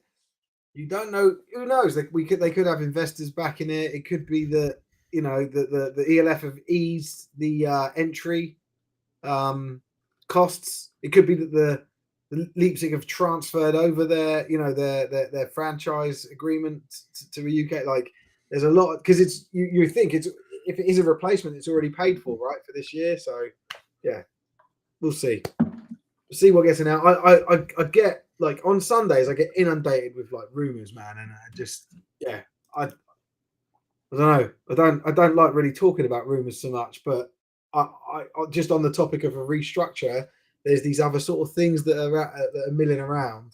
Yeah, I think Leipzig, yeah, German, yeah, it's E before I, so it's around Leipzig.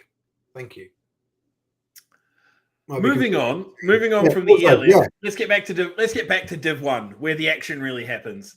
We had another upset. Sheffield. They seem to have righted the ship. 21-0 over Birmingham. Oh, mate, and a big egg on our face, I think, with that, because we both picked Birmingham. I would say from about 3-4 weeks ago, we sort of like, they're just not doing it. Yes, they've certainly done it here, man. Like, huge. What another this was another talking point. What another statement win. It was a crazy weekend. That's the sort of thing that you need, like, especially when you look at what happened to the other Prem team in that division, or the other former Prem team. Yeah, Samwell getting slapped 56-0 by North Ants. Yeah, let's go the Knights. I love North Ants, man. They're quality. They're a great outfit. Lovely club. Another lovely great outfit. Again, is just built and constantly improve what they do, and now slapping teams 56-0 in Div 1. Awesome. Love to see it. And then the final game in that division, Nottingham Caesars 21, Chester Romans. I don't know who we had. We both picked the Caesars. Did we? Okay. Yes. I didn't know if we'd split that one. I was hoping you would take Chester. I tried to bait it out of you. Yeah. But you weren't having it. It's only a 1-score finish. I think. And if I'm right from some comments I saw yesterday, I think Caesars went 14-0 up. I think that's right. I'm sure someone will come in and tell me. And then Chester sort of ran it back. Oh, so Kwame's talking about a London franchise. I didn't mention a location for the UK team, but yeah, we'll see. I think London is the most likely destination. It would be awesome if they could use the. Imagine if they got the NFL, the Tottenham Stadium to do it, but I think they're years off of that. Mate, I honestly, at this moment in time, I'm so disenfranchised when it comes to like English teams in Europe and things like it's. I couldn't give a shit. It's like nah. So 14 at halftime. Q3 Romans pulled back 14. Cool. Someone asked, you're getting fucking shit. Oh, mate, it's because I'm balding. It is a comb over. There's fucking nothing going on. I just fucking I just whip mine off. Yeah, book a little turkey holiday. Oh, a few days away from the family, get the fucking implants in. Mate, I went to my barber a wee while ago, and it was last year when I got the mohawk, when I fucking went straight up the guts, and I was like I want a mohawk. And he's like, "Oh, your hair not very good for mohawk." He's like, you come to my, and he's like, you come to my country. We take from here, we put to here. We take from here, we put to here. And I was like, how about you take the clippers and just fucking shave my head off, eh? Lippy prick. Someone asked if Sandwells have actually scored the season. Yeah, they put up points. They put on 16 on the Giants the first time. They put 9 on the Bulls. 6 against Chester, 8 against Sheffield. So they've scored here and there, but it's been a rough ride for Samwell. Moving on, SFC 1. I'm just going to ignore Ian. SFC 1 Central, Wembley 26, Essex 0. Yeah, to be expected. I think we must have both gone Wembley on that. Yeah, Scott's given us more than enough information through as this has gone on to let us know that the Spartans are just rebuilding after hemorrhaging something like 40 players over the last 2 years. Yeah, I think it's another situation similar to the Exiles. I think you've got a decent club here, good history. They're need to rebuild and recoup and come back stronger next year and in a lower division. This is the game I wanted to talk about. Norwich. Oh mate, 40. This fucking result. I have been saying it the whole fucking year. The Olympians are not as good as people make, especially you, are not as good as they make them out. No. I don't think that's the angle here. The Olympians are frauds. I am suspicious of the Norwich Devils turning fortunes. How the hell do they shut out the London Olympians and put? Because the Olympians aren't that good. No, they are. No, they are a very good side. No, they're not. I believe they are overrated. Throughout history, you had the Bury Saints, you had the Ipswich Cardinals, and I think the latest team is the Norwich Devils to benefit from local Americans coming in. That's my prediction. And I think I've seen a couple of comments or posts about, it's the Americans, they've got Americans. Unfounded, but fuck me, that result, it doesn't align to the rest of their results in the season. It does. That's bullshit because they had a great season last year as well. We've got Adam here saying first time we had everyone available. Does that include American players? No, because Norwich was strong last year as well. So let's not fucking shit on them, right? They put up great results last year. I'm not shitting on them. That's not shitting on them. I'm telling you what I think. I'm saying the narrative isn't how shit Olympians are. The narrative is, or the question should be asked is, how have the Norwich Devils gone from the results they were having, and I can bring them up and talk to you about them if you want, to shutting out the London Olympians? Because the Olympians aren't that good. I don't think I'm going to bring it up. I'm going to have to have a look. I know the results you're talking about, but if you look over the last few weeks, they've been getting better. And I like the Devils. I've backed them. But that result is out of character. That's what I'm saying for both teams. Yes, it is.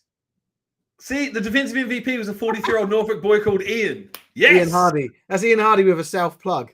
Fuck it, do it, Hard mate. working film review, any given. Do I it. don't know. Yeah, I don't think this is bullshit. But anyway, cool. But Because yeah, the thing go is, on. because You I go reckon, with it, mate. but Because the thing is, the Olympians I have think got there's the more. Hornets. You need to scratch the surface on this one. Mate, the Olympians have got the I Hornets. I think it's a great win. I think the Olympians are going to lose to the Hornets. I don't think the I know you Olympians do, are that but good. I don't think so. I don't think the Olympians are that good. The previous game was London Olympians 40, Norwich Devils 22. And then the rest of their games, they're just not. They beat the Hornets by 2. They beat Wembley by 7. Mate, all the games are close. They Norwich lost to was a London, outfit. the Blitz B by 1. They lost to the London Blitz B by. They beat the London Blitz B by 12, and then they come and beat the Olympians by 4. It doesn't make sense, mate. It does. It just means Olympians aren't that good.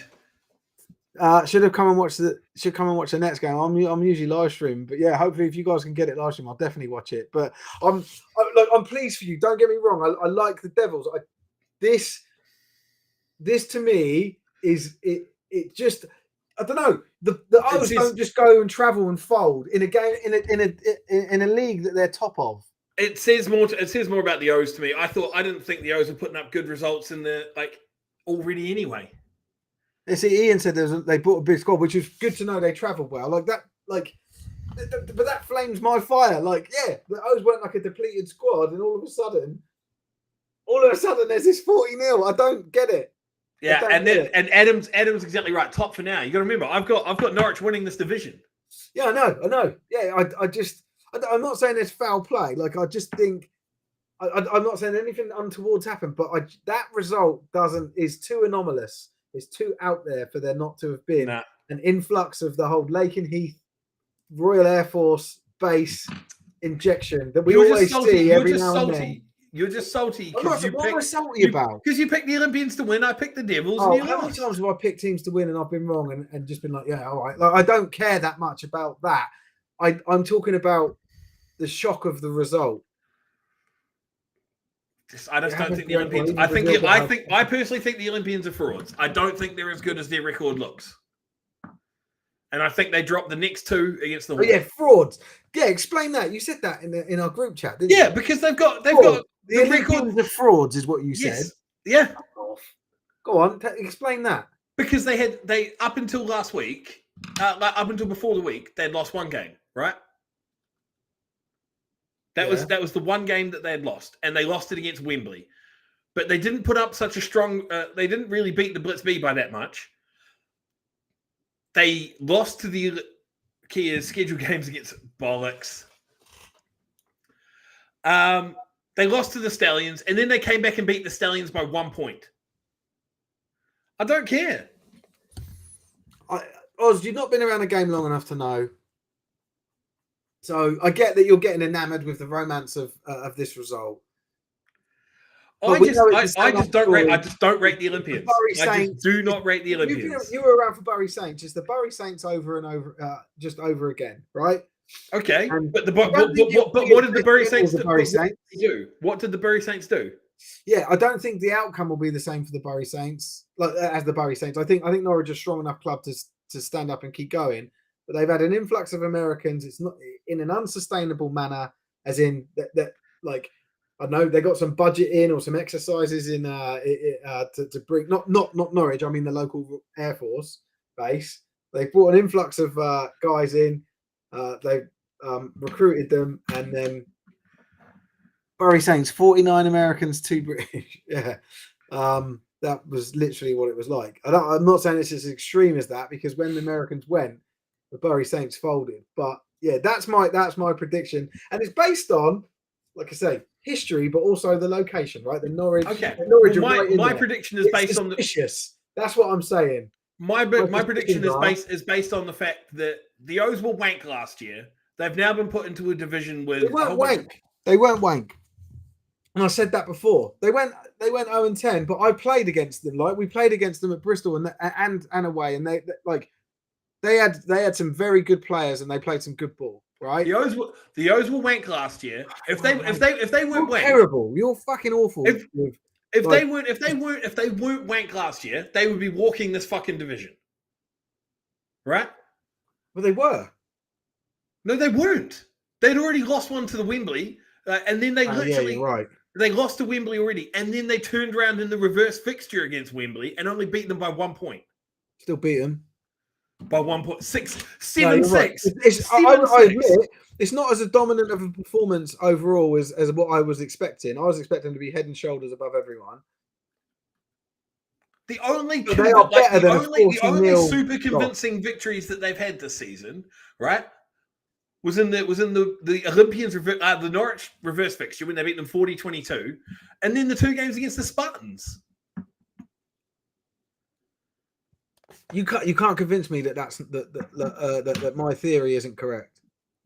I'm not trying to convince you your theory is correct. I'm telling you what my theory is. My theory is that the O's are not what the team that everybody thinks they are. Everybody thinks that they're this fucking... No, I get that. Like, I'm cool with that. They're not as good, and I admit they're not as good as I thought they would be, and as dominant as I thought they would be. That does not explain a 40-0 loss in week 12 of the season against the Norwich. It does. They're not that I good. don't think it does. Moving on. The London Hornets... Shit, you're a liar. The London Hornets 36, Blitzby 6.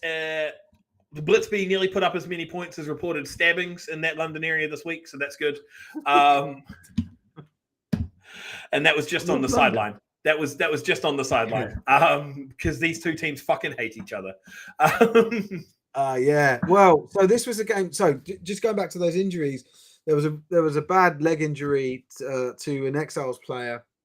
I hope he's all right. That's what stopped the game early. I haven't checked up with the team, but it was not nice. And then this one, we were contacted about this because I couldn't get a score for the Hornets Blitz B game yesterday, and I contacted both teams as I sort of normally do if we're struggling to find a score. Didn't get responses, and that was unlike both teams. They normally are pretty good with messaging us back. And then today, through Tebs, someone had contacted Tebs at Tebs Knows, who's I think a coach for the Blitz B, explaining that one of their young players, I think I got a name, but I certainly won't share it. Was this a double header? What, Blitz B? No, I thought. Did the Blitz B have the youth? Like, didn't they have their under-19 team playing? No, this is away. They were away. Oh, they were away. Okay. It was last week. They normally do double headers at home, though. Yeah. But, young player, like young promising player, has a spinal injury, quite a severe one. Oh shit! Has got feeling movement feeling. Small amounts in his body and is waiting to have surgery. They wanted us to share some information to sort of explain it. But I imagine the club will I don't want to beat a club's official release or whatever if there is going to be one. I don't. Of course. But they've come to us to say, can you just sort of mention it so people know what's gone on? So the game finished early. They decided on keeping the score, so because 30 points ahead. But the coach, I think the main reason the coach contacted us was to say how proud he was of his organisation as well as the London Hornets and how everyone reacted to it and everyone, was supporting each other and obviously supporting the young lad. Of course. And just said it was just for him and that sort of like a reminder of how great the sport can be and what the community is. And we know we always say this and know this, but it's just another example of it. You can see there, we'll get comments in the chat and people might contact them directly. It was. I feel like that's the injury you dread because it's the one that you think can happen is a spinal or a neck injury. Yeah, and I think as a play, I know, we had earlier in the season, obviously, when we live streamed the Knights game. Josh had a heart attack, but that's an that's not a normal injury to have in the game. It's not one that you sort of feel you don't think, play this. The two big ones are like a neck and spinal injury because you cop something on the top of your head. Yeah, and the concussion. And the concussion. Yeah, and the severe concussion. I think concussions happen probably the out cold. Being out cold. Yeah, you're asleep for sort of 5 minutes concussion. So we've been told game did not finish early. Injury was second half. Didn't change the outcome. Player has full movements and arms and legs. That's amazing. Sorry. Cheers, Dan. I thought it did finish early. Appreciate that. So we'd love to hear that he's got full movements and arms and legs. Thanks for that. Just tidying up what I was saying there. But yeah, do you want to just pop that up as a big one? Just yeah. So yeah, cheers, Dan. Appreciate you coming on and commenting there. And I feel like I got most of that right anyway, or wasn't far off the truth. But yeah, it's yeah. But I think more to the point, or part of the point was, this person contacted us was like it was the Blitz, the Hornets should be praised, and it's really interesting. You leading into this, these two teams, there's no love lost. They fucking hate each other. There's a different, but the thing is, this transcends that, right? Like basic human decency, and that's like I don't want to sit there and talk down to either of the teams being like they hate each other and they can't because that was literally just sort of in reference. There was a few scuffles on and off the pitch. It's a derby match, local rivals, right? They're like probably 5 to 8 miles from each other. Like they're really but they're all they're all grown adults, and they're all quality adults, and they know that when something like this happens, football rivalries go out the window, and it's all about especially like I don't know if it should make a difference if it's a young player. I think so. I think you just like I don't know if when they're younger, you think you feel protected. Their life is could be impacted. It's like they were so young when this thing happened, and it's yeah. So I do think it hits people a bit harder when it's a young person because most people were young people at one point, or are young people now. Also, as we get older, right, we lose that sort of innocence, and we develop cynicism, and we become very sort of jaded old men. And it's the last thing you want is for a serious injury to sort of dim that light before life will do it normally anyway. Yeah. So all the best to the young fella. Hope he continues to recover and gets back to his everyday life as quick as possible, and then back on the football field if possible. Yeah, cool. So so great to hear he's got full movement in his arms and legs. But he's still fighting a battle. He's still he's not out of the woods, and just wanted to sort of share that with you about this game, just because it explains why we didn't have the score, and also they wanted to use it and they wanted to use us as or this show as an opportunity to tell people. If they do, like, we won't post anything about it. We don't do that sort of stuff. But if something is shared from any of the London Blitz official, or the London Blitz socials, we'll share it on. That's as close as we'll get to publishing anything. We're happy to support your publication, but we're not going to sit there and report on it like flat ourselves. Just shout out to the Hornets anyway. Like just a big victory as it is though. 36-6 injury aside. Just having a look at what Dan said, injury was early in the second half, didn't change the outcome. So that makes me think that, the Hornets might have been comfortably ahead in the first half. Yeah. So I thought it did stop the game. So apologies for that. But anyway, that's huge for the Hornets, especially when they've got a double header against the Olympians coming up right down the pipipeline. So let's hope they can keep that momentum going. Let's hope they can keep that momentum going against the Olympians. Yeah. I saw a tongue-in-cheek comment from the Bournemouth Bobcats official page just before, because we spent so long talking about the Olympians and the Devils, asking if there was any other conferences in Div 1 South. We're there. The SFC 1 West. The South Wales Warriors beat the Bristol Apache 3-0. Just what is going on? Like, it's just another unexplainable result, mate. The Warriors love grinding out these. Yeah, don't worry, Bobcats. I saw it.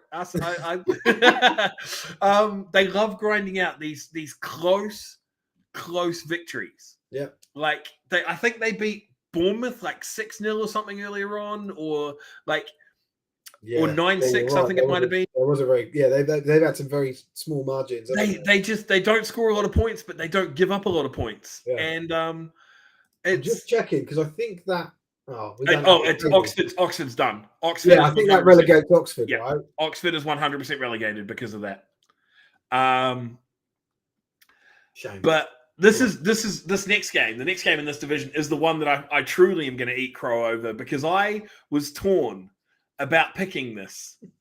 And it was the Bobcats 34, Rushmore 20. And I was torn about picking this, and I picked Rushmore. I went against my better judgment. Yeah, I win against my better judgment because Bournemouth beat them in the like they beat them earlier in the season. Yeah. I thought they were a better team, but they had some rough results because there'd been no Sam. But Sam had been that's off with it. injury. That's the explanation. Sam Chance at quarterback is a fucking monster. Yeah. And completely changes the complexion of the not just the offense of the Bobcats, but also the defense. Like the whole team is improved by it because you've now got positive yardage. You haven't got your 3 and outs. He's a hell of a player. So we got Kwame saying that Oxford have a Prem level stadium and a Div 2 level team. Someone could say that you have a Div 1 level stadium and a Div 1 level team, just based on some of your results in the Prem. And I know Steve Rance is watching. Sorry, Coach. Yeah. That's just to put Kwame back in his box. Mate, Sam Chance is a fucking baller. Chance, yeah. He is an absolute. Even Hatch messaged me because Hatch plays linebacker for the Knights. He's really good mate of mine. He's been with me years, but it was him and I that started Gridiron Memes about 10 years ago or whatever it was. Yeah, give or take. And that started with a group, a WhatsApp chat between him and I. That's what like me and him, we played linebacker, middle linebacker together for a number of years, and worked on as doorman together for years as well. So like he's a really close mate of mine. He messaged me saying, "Their fucking quarterback, mate. He just ripped us to shreds." Mate, I messaged back Sam with a question mark. Yeah, Sam. Yeah.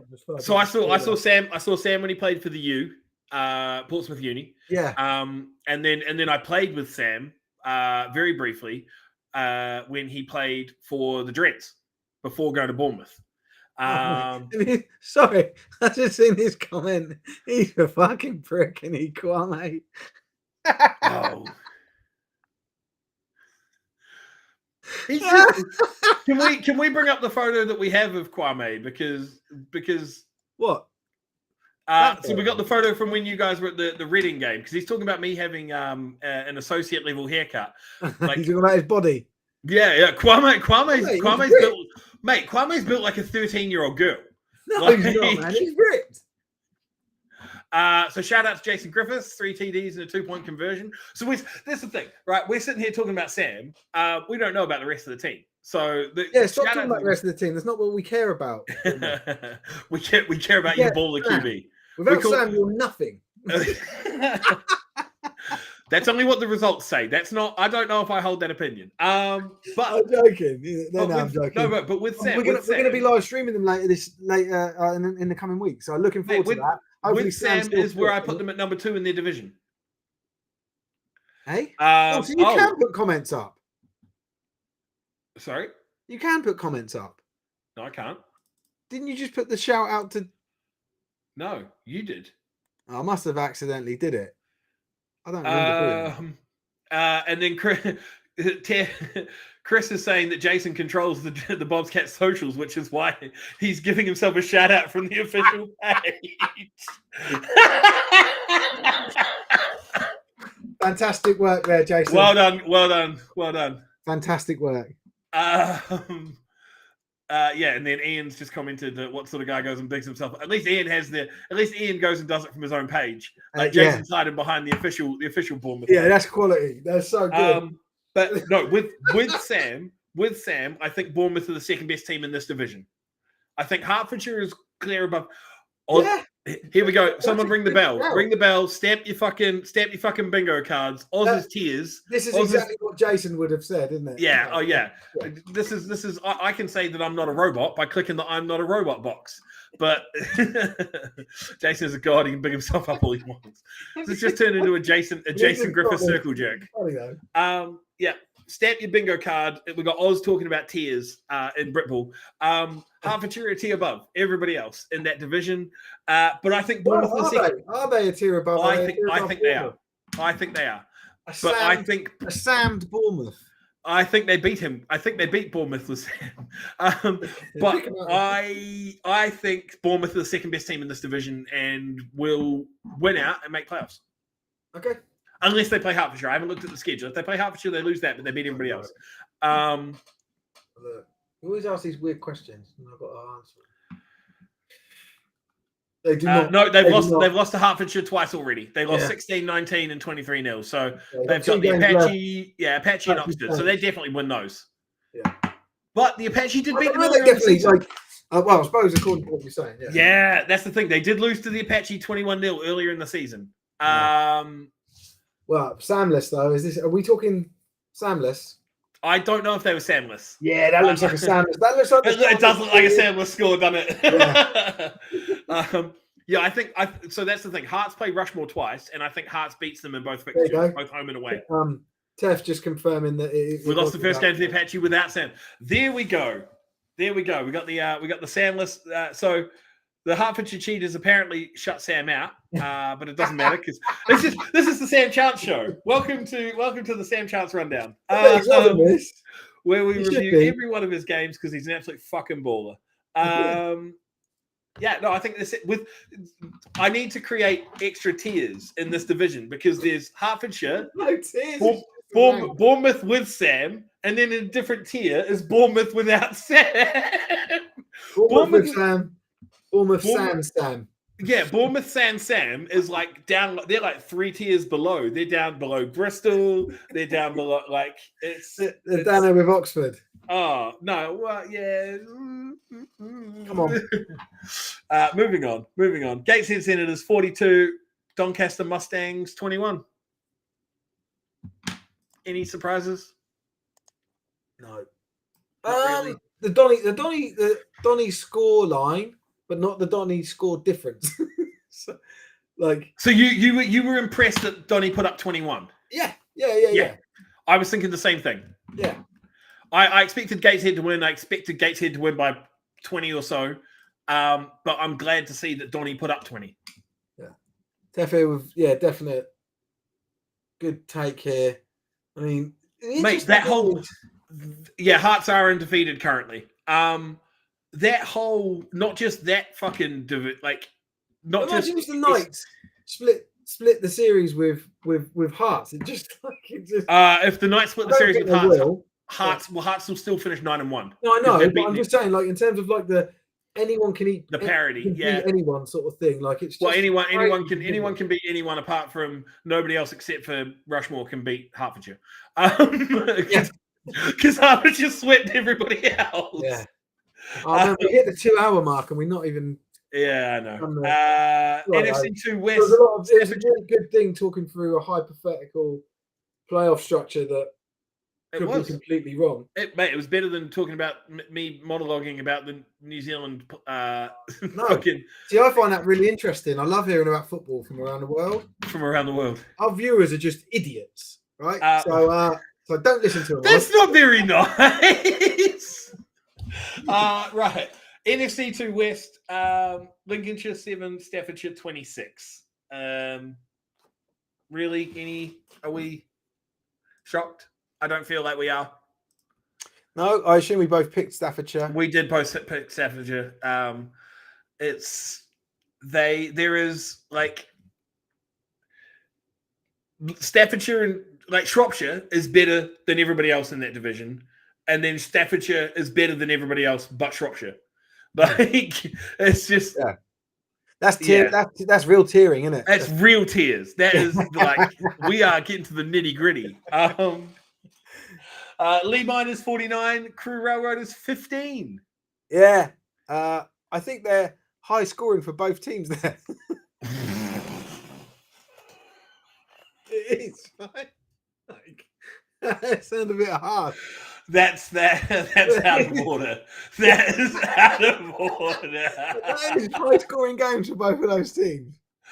Is that season highs for both teams? Right, yeah, I'm gonna have a look. Mate, you're not gonna believe this. It's not season high for Crew. They have achieved higher. They got 26 against Lincolnshire and they got 19 against the Lincolnshire again. So both times they played Lincolnshire, they've outperformed that. But the last time they played the Lee Miners, they put up 15. 15, yeah. But Lee improved. Yeah. Lee improved. Yeah. Are there any negative tiers? Yes. Negative tier currently contains Halton, remember that word? Dunfermline. Remember what we said about the word you shouldn't say? Yeah. Halton, Dunfermline, fucking Anybody else who's folded is in a negative tier. Mm. And now I just realized what you're talking about. Yeah. Yeah. It does sound. No, I remember Yeah. you getting pulled up for it. Yeah. In a huddle once. Yeah. As it comes out of my mouth, I realize that the accent I was hasn't like changed. looking around, like, what did he just say? Yeah. Yeah. Still sounds inappropriate. I haven't said that word in a while. Just for clarity, you were saying negative. Yeah. And Willie Mike had that word on his bingo card, so I guess he's got a bingo. Got him to...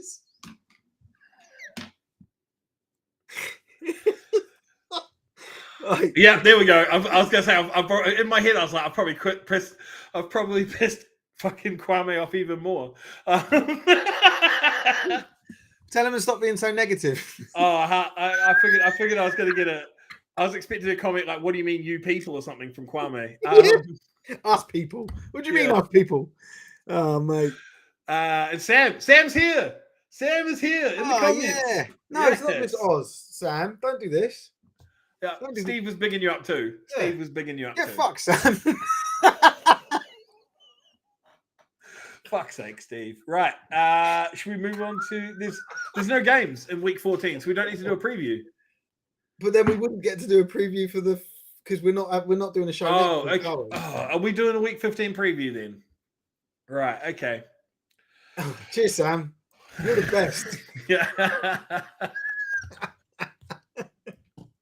Yeah, we need to do a preview. Let's just get this. Okay. Week 15 preview. Brought to you by casual racism due to accents. Right, the Prem North. Are we? Yeah. I've got it. Yeah, Prem North. Edinburgh, Leicester. Edinburgh. Yeah, for sure. East Kilbride, Manchester. There's some defaults out there, right? And, yeah. Okay. I think this is a default one. Yeah, reverse fixture of what we just watched, Tamworth, Merseyside.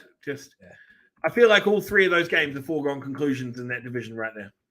This next one's a banger, right? Because someone said to me, "Oh, yesterday, who is it that the Warriors face next? Because surely they're going to get the backlash, right? You know, the Warriors just losing, and it's Warriors blitz. It's going to be brilliant. It's going to be brilliant." Because what was the score early in the season? 33-0? 33-0. 33-0. Yeah, Warriors beat them 33-0. That's right, because they had never shut them out, and we posted the stat about it. Yeah, and they shut them out. Mate, I saw the Blitz play yesterday. They're quality. That's the thing. Like, I don't know if there will be. I was sitting there thinking about this. I looked at who the Blitz had. Let's use Oz logic. Oh, they lost them before. They're going to lose again. Let's use Oz logic. And you said Warriors are a default until they lose. Until they lose, you said. Until they lose. Fair enough. That was the thing. I said the Warriors were a default auto win until they lose, and now they've lost. Double donut. Okay, so who are you going for then? This is a quality game, mate. This is the first time. This is the first time in recent memory that I have been unsure about a Warriors game. Let's see, Gumshields at Gumshields at 2:30 quality. I reckon there'll be spectators bringing Gumshields to that just to make sure that. Yeah. I've got one for you, mate. Mate, someone will drive him to a dentistry to get him a custom made one if need be. Who's doing the boots run? All right, off you go, Superdrug. Get him one now. Yeah. Can we have 15 Gumshields, please, sir? Yes, 100%. Be more Gumshields than water bottles on the sideline. Anyway, come on. Right, you pick first. I can't. Are you picking the Warriors? Yeah. You reckon the Blitz to get the backlash? I don't know if it's a backlash. I just think the Warriors are a better team than the Blitz. I cannot sit there and argue with you for 20 minutes about it being a blip sort of thing and how the Warriors are going to win the division, and it's they're going to beat the Aztecs back again. Like, you're going Warriors. I'm going the Warriors. I'll go Blitz then. I'll change. Are you? Did you? Is this one you thought you split? I feel like this is one. Okay. Split. Is it this? Okay. I think it's it's one of those ones. A disservice to the Blitz to not split it for one of us.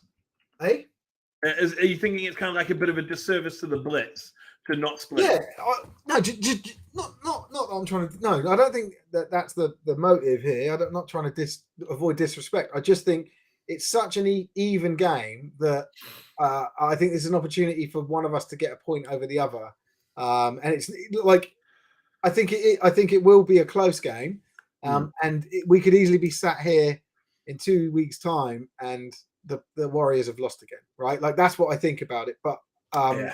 Yeah, so I don't think it's like, I'm just paying lip service to make sure I don't upset the Blitz. No, but I like the idea of us splitting the series. This is the first time in recent memory that someone has asked me about a prediction for a Warriors game that I've had to think about it. Yeah. I can't remember the last time that I had to sit there and go, like a default win, aren't they? Yeah. Unless they play the Aztecs, but yeah. So I'm going against the Warriors twice. How are you? Mate, you're going to get fucking blocked. Yeah, I know, mate. I'm going to get fucking Marvin Allen. I was going to say, old Allen's, you're going to be fucking like public enemy number one. Tony won't do anything. He'll send the boys round. That's what mate. Mate, it'll be when you're not at work and all you'll see is like a home field camcorder of your front door that's just captioned "going dark." Yeah. Kick the door in and it just shuts off. Yeah, exactly. So, cool. No. Right. Moving on. Aztecs Cats. It'd be hilarious. I went Cats, wouldn't it? But no, I'm going. It would, but you never would. It would be quality.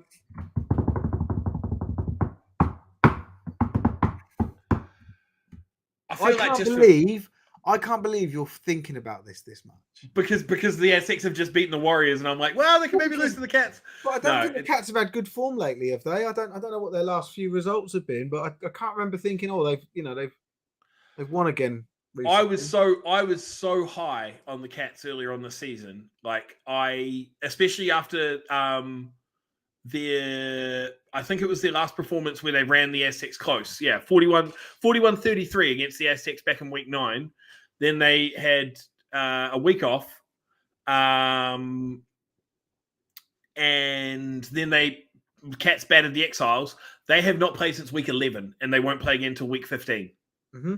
So they've had 2 weeks off, and they got another 2 more. This feels ridiculous. The fact that I'm even contemplating, like, saying no offense to the Cats, but I'm saying Cats after the Aztecs have literally just beaten the Warriors.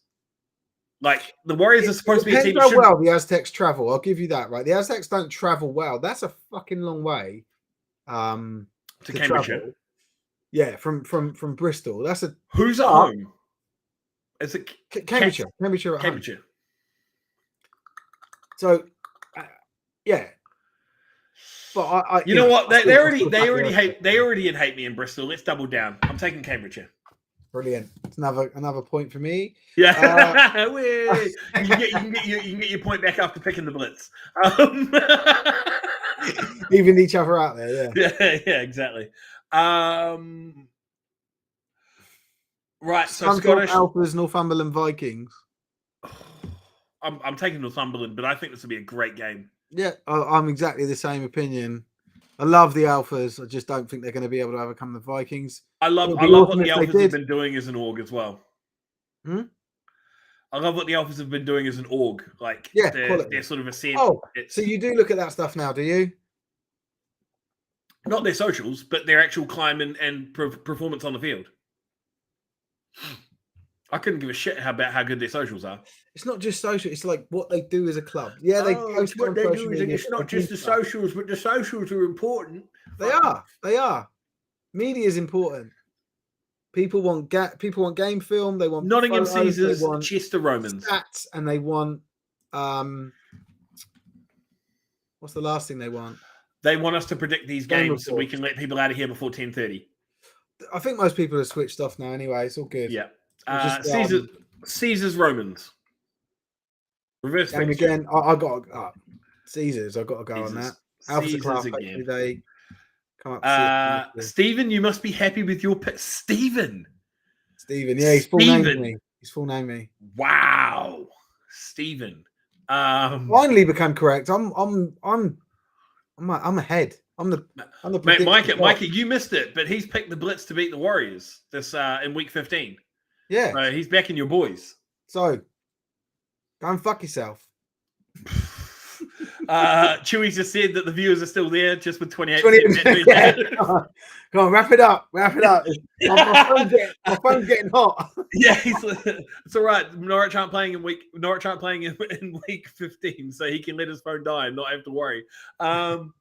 London Blitz beat Essex Spartans. Rude. Apologies, Micah. Blitz B. Blitz B, yeah, I'm taking the Blitz B as well. I think they bounce back. Right, Bournemouth, Bristol. Keeping in mind, Bristol beat Bournemouth, San. We were just talking about this, weren't we? Fuck, I hate when this happens. I go in Bournemouth. I'm going Bournemouth. Yeah, Bournemouth plus Sam equals victory. Yeah. It's that caveat, isn't it? Yeah, let basic arithmetic lead you. Bournemouth plus Sam equals victory. Oh, Kiwi, yeah. I know Kiwi. He's a lovely guy. Oh, shit, he messaged me. I haven't messaged him. Is he a New Zealander? Just out of curiosity. Kiwi's your I believe so. Well, I don't know why anyone else would be called Kiwi. Mate, well, there was that guy that we played with at Farnham who was called Kiwi. He wasn't from New Zealand. Yeah, you're right. And that fucked me off. That was why you got called Oz. That was why I got called Oz. I love that. The Knights have always been really funny with nicknames, and that was just a classic. So the reason, Benny, the head coach. Yeah. So his name's Paul. I was going to say his name's not Ben. When he joined, when he was, I don't think when it was youth, but when he went up to adult, there were 3 Pauls, and they were like, "Nah, we already got 2 Pauls. We'll call you Benny," and it's stuck. That was the thing. I joined, and they're like, "Where are you from?" I was like, "Oh, I'm from New Zealand." And they're like, "Oh, well, we've already got a Kiwi." And I was like, "Oh," and they're like, "We'll call you Oz," trying to offend me. And I was like, "Well, I was born in Australia, so I'll take it." Oh, mate. And it's always Tango done it because he can't remember people's names, so he gives everyone nicknames. Right. So Bournemouth plus Sam equals victory. So over the Apache. Yeah. Gateshead Senator Humber Warhawks. Humber. It's got to be Humber. Yeah. They are looking great. I think beginning of the season, I would have predicted Gateshead by a mile, but they've just I think they're doing well, but they've underperformed. Mate, Humber are fucking smashing it. Actually, I'm from Melbourne. Doncaster Mustangs, DC Presidents. Presidents have been away for a bit, haven't they? It's been good. I'm going Donny on this one. They haven't darkened my doorstep in a week. Sure Presidents beat them in the first fixture. I was going to pick DC. Oh, cool. Okay, do it. I'll pick Doncaster. It feels weird, but they've moved from being up the road, so I don't have to smell them training anymore. Right, Mustangs for Steve. Right, what we got next? Staffordshire Lee.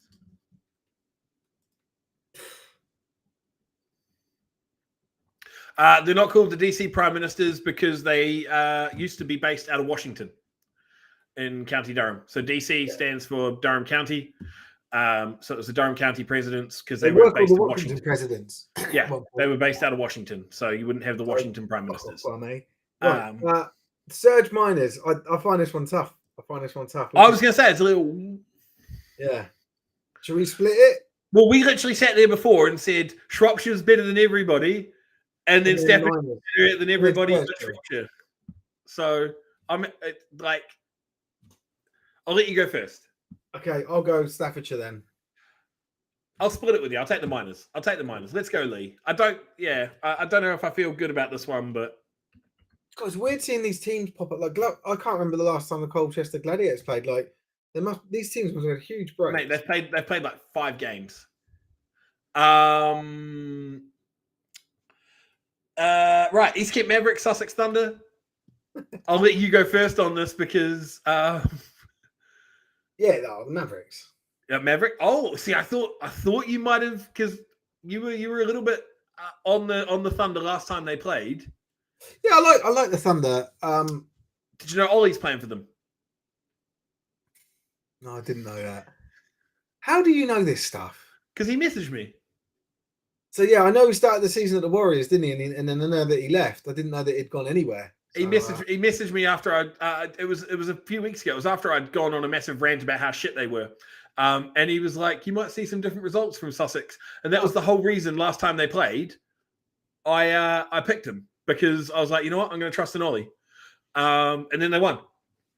Cool. I don't know if Ollie played or not. Yes, Ollie the Nomad. Ollie who plays 3 games per team, per division, per year.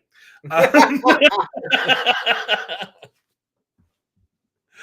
cool. I didn't know he was back at Sussex. Where does he go next? Portsmouth, probably. Yeah, we can't go to Bournemouth because they got Sam. Instead of where's Wally? Where's Ollie? Yeah, Bournemouth won't take him. They're set at QB. East Essex Sabres or Colchester Gladiators? Gladiators. And then that leaves us with Torbay versus Somerset. I think it's another gimme. Yeah, 100%. Sambo's still playing it for Sussex. Are you asking or saying that? Because I'm pretty sure didn't he go to the Thrashers? Kwame will know. Oh yeah.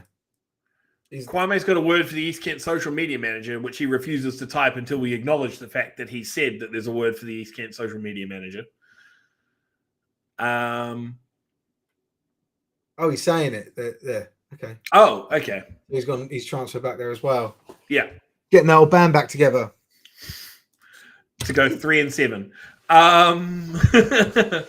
So he was at Thrashers. He's back at Sussex. Yeah, so Ollie's back there, which is amusing because he made a big storm of it when he left last time. Didn't get on with Ian Ellis. Ian Ellis is gone. Opens the door back up for him. True. He was a guy. This is years ago that Ollie did this, but he used to run their website. Sussex. Sussex. He'd left and come back. Oh mate, he's so many times already, right? So this is going years back, but yeah, he used to run their website, and their website he's very good at like website building and stuff. Ollie de Ruyter, and yeah, they like fucked him off. He fell out with him. Ollie de Mercenary, and yeah, and he then wiped their website because he was doing it for free on his servers. He's like, fuck yeah, just got rid of it. Yeah, he works in IT. Yeah. So anyway. Fucking hell. Right, we're at 2 hours, 20 minutes. Nah, time to say goodbye. It's an Andre Bocelli song. It is time to say goodbye. It is. Are you going to just end the stream like abruptly again? No, you did it the first time. I did it the second time. And we can probably actually sign off properly if you want, but it's up to you. Yeah, go on, I can't end the stream. No, because you just, as I start to sign off, you'll end it. I know what you're like. No, well, I would never do that. I can't end it. All I can do is leave and just leave you hear it on your own. Like I could just drop out and that's it. Yeah. Well, we're down to 45. Yes, Tom, I will message you. We'll be in touch just because my 700 round trip, 700-mile round trip to the Scottish Highlands starts tomorrow. So what's next? Let's should we start watching some YouTube videos? Like what do they call it when you do that? I will not be here. You sort of like stream it and you watch it together. Reactions. Yeah, reactions or something. Yeah. I don't know. Kneepads again. What socks were they, Steve? Donne. Yeah, Sports Direct. You clearly don't know me. No, but he knows. He knows me. Bedtime story. Yeah. Anyway, so you won't see us for a fortnight now. Yeah, we'll be back Monday night following the Week 15 games, I'm assuming. 14? There's no games Week 14. Oh, yeah, 15. Yeah, that's right. So would that mean we'd have 2 weeks off? No, there's no show next week. 13. Week 13 was yesterday. Yeah. Week 14. And then it's Week 15 that does have games. No, but we are not here next week because there's no games. Well, we're here. We're back here in 2 weeks. Yeah. That makes sense. Yeah. Yeah. So Good luck. I'll be in Prague on Monday until Wednesday. Well, I mean, yeah, there's no game, so you can go to Prague, so that works. Well, I could have live streamed from Prague. They got internet there now. They got it last Have they? Yeah, Mate, must be ADSL 2+ though, or is it the Elon Musk? No, they got the Starlink. Yeah. Are you going to use it to live stream the fight between Zuck and Elon in the Colosseum? Is that actually happening? I don't know. I see the Facebook ads the same that you do. I'm off to see if the missus has left me. Yeah, same for me. I fucking know. Mine will be fuming. Dinner's in the dog, sort of thing. Yeah, mine will be absolutely fuming. Right, we are the rundown. This has been way too fucking long. Yeah, real internet. There's none of that. Yeah, of you guys got like wind turbines and stuff, right? See, right. Yeah, but they cool the earth according to Blitz. Are you pronouncing it right, Steve? Prague. Praha? I don't know. Look, let's. I can't end it, but I'll leave. Yeah. Bye. Well, it's funny because Colin, I wanted you to do a proper sign off and thank everyone and all that. Well, actually, I clicked leave and it didn't leave. So, thank you all for watching. We'll be back in 2 weeks. Bye. Please end the show. I'm leaving. Fuck you.